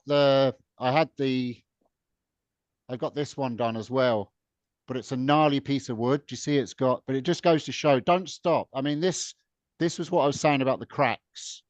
This has an inclusion through it. So it's got a natural crack through it. So I CA'd it, but that looks really cool. Do you know, when that's done, when I part that, this cube is pretty much ready to part off. I've just got one side. I had this ready just in case I needed to speed it up, but that's just ready to part off. That's the last side to release. And then that cube will be released then. And I'll add pyro and stuff to this to make it kind of gnarly and cool looking, industrial looking. Nice one. Nice one. So, right. Yeah, can I just put in what I was saying earlier during Steve's live, that he has, I believe the video is still up. Steve has a video up there from when he first started with the drill lathe that he started with. Yeah. Going upwards to a couple of few years ago. This new setup is a pretty new setup, but he has got a video up there from where he first started off with the drill lathe, and where he carried on from there, and it's absolutely brilliant. I mean, Steve and I have known each other for quite a few years, and he's a no brilliant idea. guy. Thanks, I do, Steve. We Steve, couldn't tell, Wayne. follow the inside. Steve, Sorry, do you ever Sue, yeah. inside cube? Do I ever hollow the inside cube? You can do, yeah. You can do whatever you want. Now, obviously, if you're hollowing the inside cube, what you'd do is you'd leave all your corners. You wouldn't part it off. Don't part off. You'd leave all your corners connected. Get it down to a point where you can just carve off your corners and then hollow your cube so it's supported all the way around. Because if you part off your cube and then start hollowing, you're not going to be able to hold it. It's going to break off and you're not going to be able to hollow it out. But yes, absolutely. I saw one guy, he turned a sphere inside a tiny little sphere inside the inner cube. I've never tried that yet. I've got the Spring It tools to do that, but I've not really mastered those yet. So what a You just fantastic gave me an demo. idea for making you could do little picture frames with little pictures inside the cube. Oh yeah. I mean, and also you How can neat. I almost got one done, but I kind of messed it up at the end. You can do wands with a cube inside the handle. So you can orientate the wand and cut it. Now, what happens is the cube is still fixed. It doesn't float because obviously you'd have to destroy the end of it. I mean, you could do it and then put a separate piece on the end of your wand, if you know. So part off on your last parting off would be the end of your wand, and then you'd put a sphere or something on the end. But yeah, you could do a wand or any kind of. It doesn't have to be a cube with a cube inside it. It could be any shape with a cube inside it, as long as you've got all 6 sides to work on. Could you put another cube inside of that, Steve? Yeah, like I said, the most I've done is 4 cubes inside each other. Yeah. How big was the original cube? Is it a big cube? It was I think it was a 6-inch cube that I started with. Yeah. Great demo. How do you sharpen your skew? You hone it? No, I have a Sorby Pro Edge Okay. with a 120 grit on it, and yeah, I use a diamond card then just to keep the burr on it. Yeah. And I'm still back on the choo-choo train. Okay. What's the tolerances on the OD and ID of the coupling? Do you have something do you just guess at the tolerance, or do you? Just Okay, guessed. okay. Yeah. I just wondered if you had a. Yeah. Okay. Yeah, it's just Okay. guessed. They're Okay. just a wee spigot with a relief cut at the bottom, so Okay. that when it pops in, it has enough Yeah. movement to kind Very of nice. Okay. move around. Yeah. That's still a working. I've still got to finish that. But what I'll do is I'll turn a little stack for it, and I'll then pyro the details onto it, and then I'll give it to my son, and he'll paint it and kind of make it how he wants. But that was turned on 2 axes, so it was a block of wood. I turned that way to get this, and then I flipped it and I turned it, and again using the same way as I did this, I formed that square. Very nice.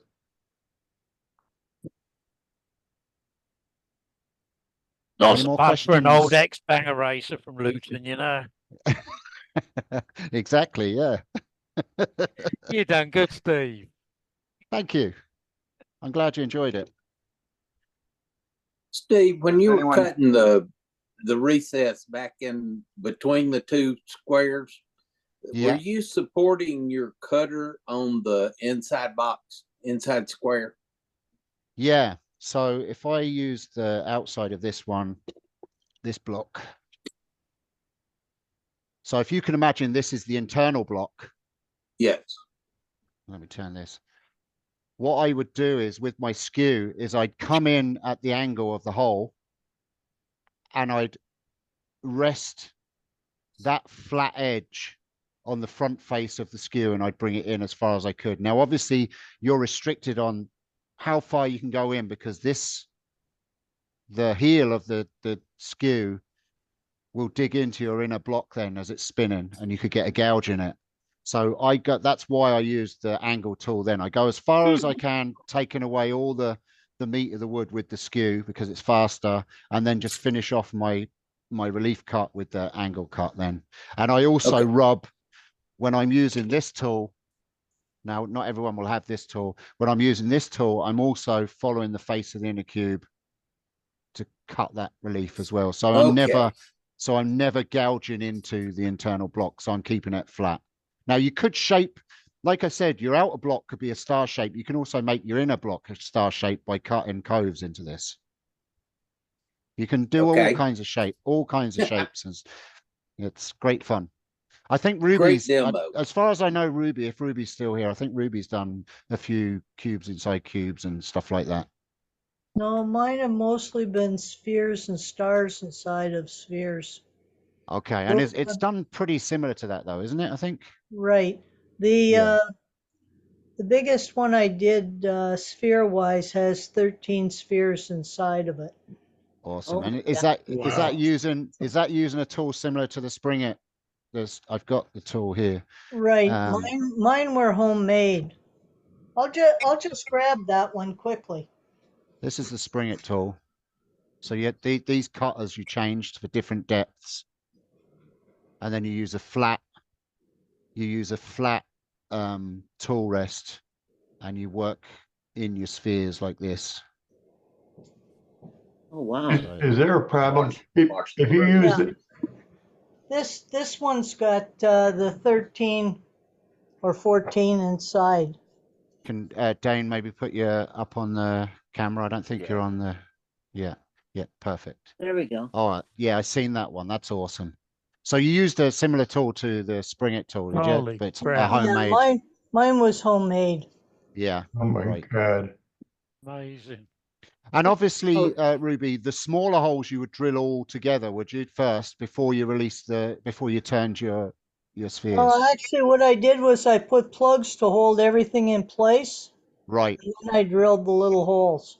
Okay, cool. Yeah. That's Yeah, amazing. that's awesome. Wow. Very neat. That takes a long time to do. Oh yeah, It I can does. imagine. I definitely don't I've have the tenacity I've for done that an one. I've done a sphere inside an egg because my or an egg inside a sphere, should I say, because it didn't quite end up round. But How do you finish the inner one? How do you do carefully, the inner one? carefully.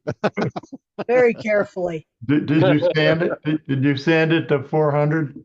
Well, of course. You have little when you have little fingers, you can get right down in there, you know. God, if I No, the messed finish, that. the finish was perfect 400 is off for the tool. amateurs. That's finished to 1200. If I messed that up, I'd commit suicide. Oh, that was very enjoyable. Very enjoyable. That was Good. a I'm glad you brilliant enjoyed it. demo, very well Very explained, good. Steve. Thank you. That Thanks, was very Ruby. Thanks. enjoyable. Very good teaching.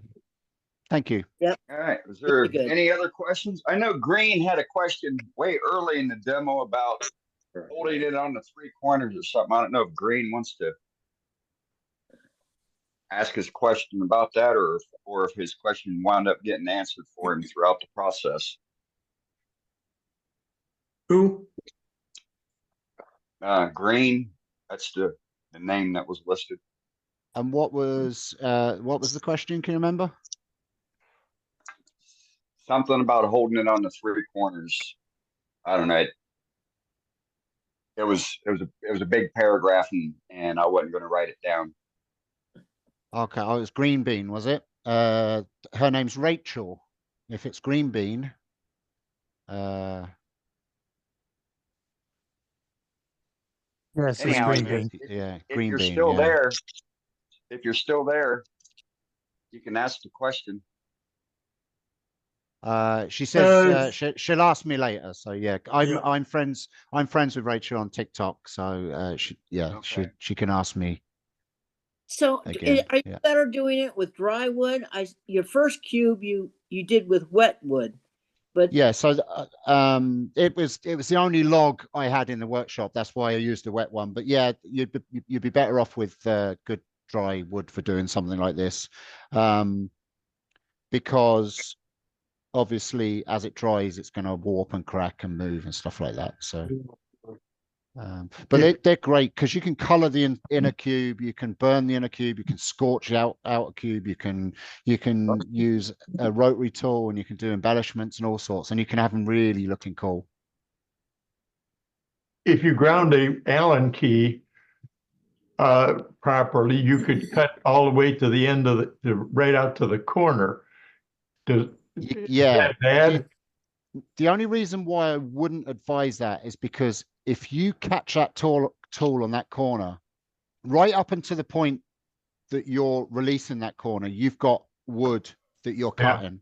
But as soon as you release that cube, you've got three potential sides that tool could dig into and rip that inner cube. It's happened to me before, where you can just go in, even with this bigger tool, as you're going in, as soon as it releases, it can just warp just slightly, catch a tool, and you end up just destroying the whole thing. I see. So you're better off just taking it as far as you can with the tool until you've got just the very corners, and then just take the corners away with a knife, or again with the skew's great for getting in there. I would advise any turner to get one of those little 1/4-inch skews. They're absolutely fantastic. Yeah.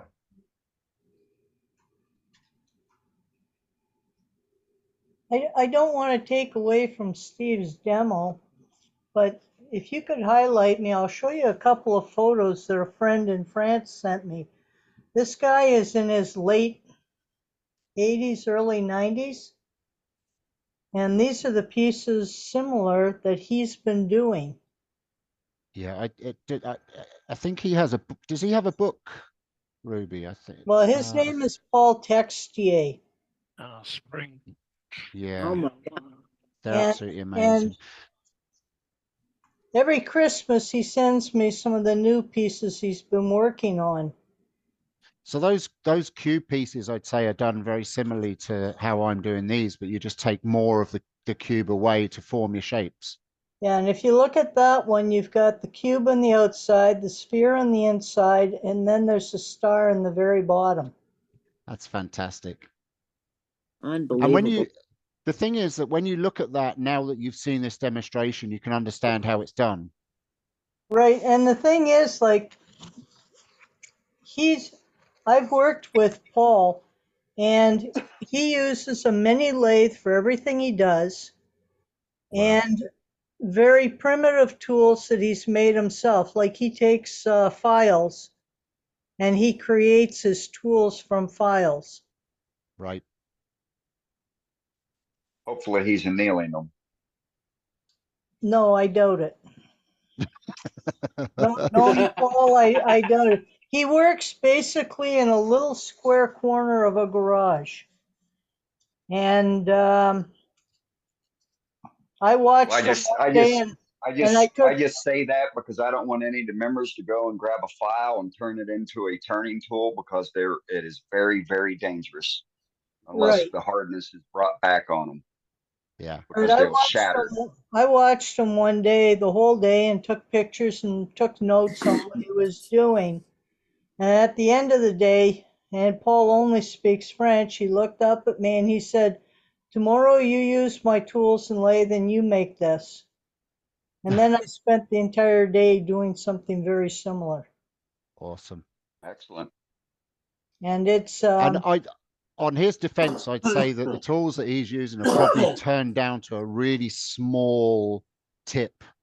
So if it does break, it's probably just like breaking the end of a screwdriver off, as opposed to, I get what you're saying, Dane, and totally don't make tools out of chisels unless you know what you're doing. But files. Files, I mean, as opposed to a bigger tool where a big chunk of metal is going to fly off and snap. When you're using a tiny, refined little tool and it snaps, it's going to get lost in the piece, or So yeah, I kind of get what he's doing, but I mean, the Allen key idea works brilliantly as well. Yeah, those were the first tools that I made of my own, were all from Allen keys. Yeah. But no, your demo was absolutely brilliant, very well explained, and thank you very much. Thanks, Ruby. Indeed. It's kind of you. It means a lot when seasoned, shall we say, seasoned demonstrators, like a fine wine aged. Yeah, seasoned demonstrators give you good feedback. It's always nice because you go in the right direction.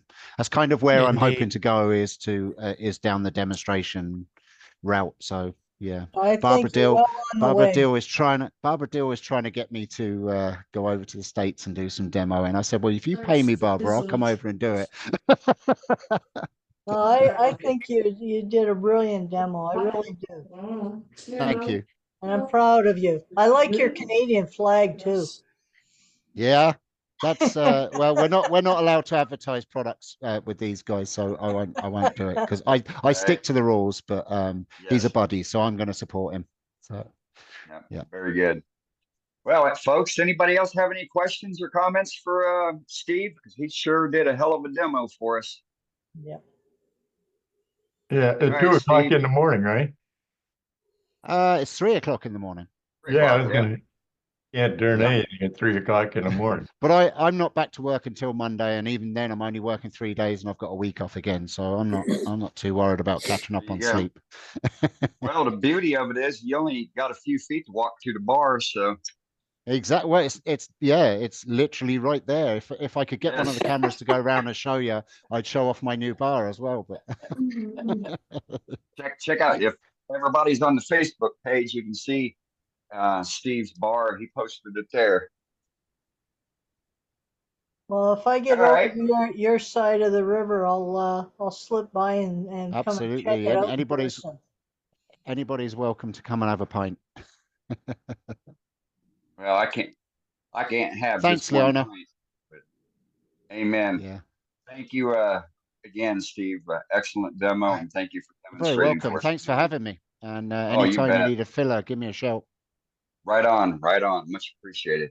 All right, it's top of the hour, almost the end of the program here. Let's go back to Captain Eddie and see what he thinks. Boy, my pot overflowed tonight. Man, that was some technique. I mean, we've had a good census stick with us tonight. You could tell the technique was there. And every seems like every time he turned the corner, he came up with another great idea on how to get around something and make a cut, and et cetera, et cetera. I mean, and I'm just looking at the chat. You wood turners went shopping pretty seriously doing this demonstration. Really? I mean, we don't sell anything here, but there's a whole lot of people looking for a whole lot of tools right now, looking to make them, and you can have a We got lot of some some on the of way. those doing that. And I've done the cube, and I've done the ball on the ball with the spring it tool, et cetera, and they all make for very interesting turning. And it really matters what kind of wood you use. Steve talked about that right off the bat. Don't go cheap. Don't even go cheap in your practice piece, because if you go cheap in your practice piece, you may give up when it blows up. So don't. It's pretty good. I had a great demonstration tonight. Had a lot of good gallery tonight. Stick around because there'll be a lot of chat going on. It goes on and on and on and on and on. But hey, if you're just joining us tonight, you didn't know about it. The first edition of the worldwidewoodturners.org's newsletter is available on our website. It's real easy. Go to the website on the header page. Right over the side, it says newsletters. Click it. Go down there and you'll see a little block. And it's the newsletters. Again, click it. And then you'll find the one that's January. Click it. And right there, we say read. It'll come up. And it's a printable format that you can put right to your regular printer, or you can grab the whole PDF, save the file, and send it on to all your turning buddies. That's right. You can send that to anybody you wish, because that's why we made it. We made it for sharing. This was an idea that came up 223 meetings ago when we first started this operation, and it's been fulfilled. But we're just getting started. Join in, be part of the game, and join us each week right here. But stick with us. We're still growing and we're having a lot of fun. And I mean, this makes my week. Hope it makes yours. And remember what Safety Sue said tonight, be safe and make this the year where you have how many work days you worked without getting injured? All of them. I like to have that little sign on the window at the shop. And as we hear from Australia each week, save the chat, folks. There's a ton of information on that chat. And the chat's where you can stick anything you wish. That's like a free stockpile. And every time something came up tonight, somebody said, put it in chat. Put it in chat, put it in chat. Because that's where you can go to get it, like how to get the newsletter. People say, where do I go get this? Where do I go get that? Well, you can just go to our newsletter, go to our chat, click on it, and dope, there it is. It's me right into your right on your computer. It's what we do. I'm Captain Eddie Castellan. I'm just a moderator. I'm just here. Enjoy wood turning like you are. Hope to see you back next week. But remember, be safe. Take care. Have a great new year. Boy, this is Good night, good. everyone. Man, I'm not happy. Boy, this is great. Good night. Right, Eddie.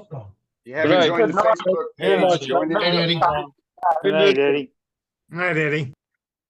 Take Good care, night. bud. This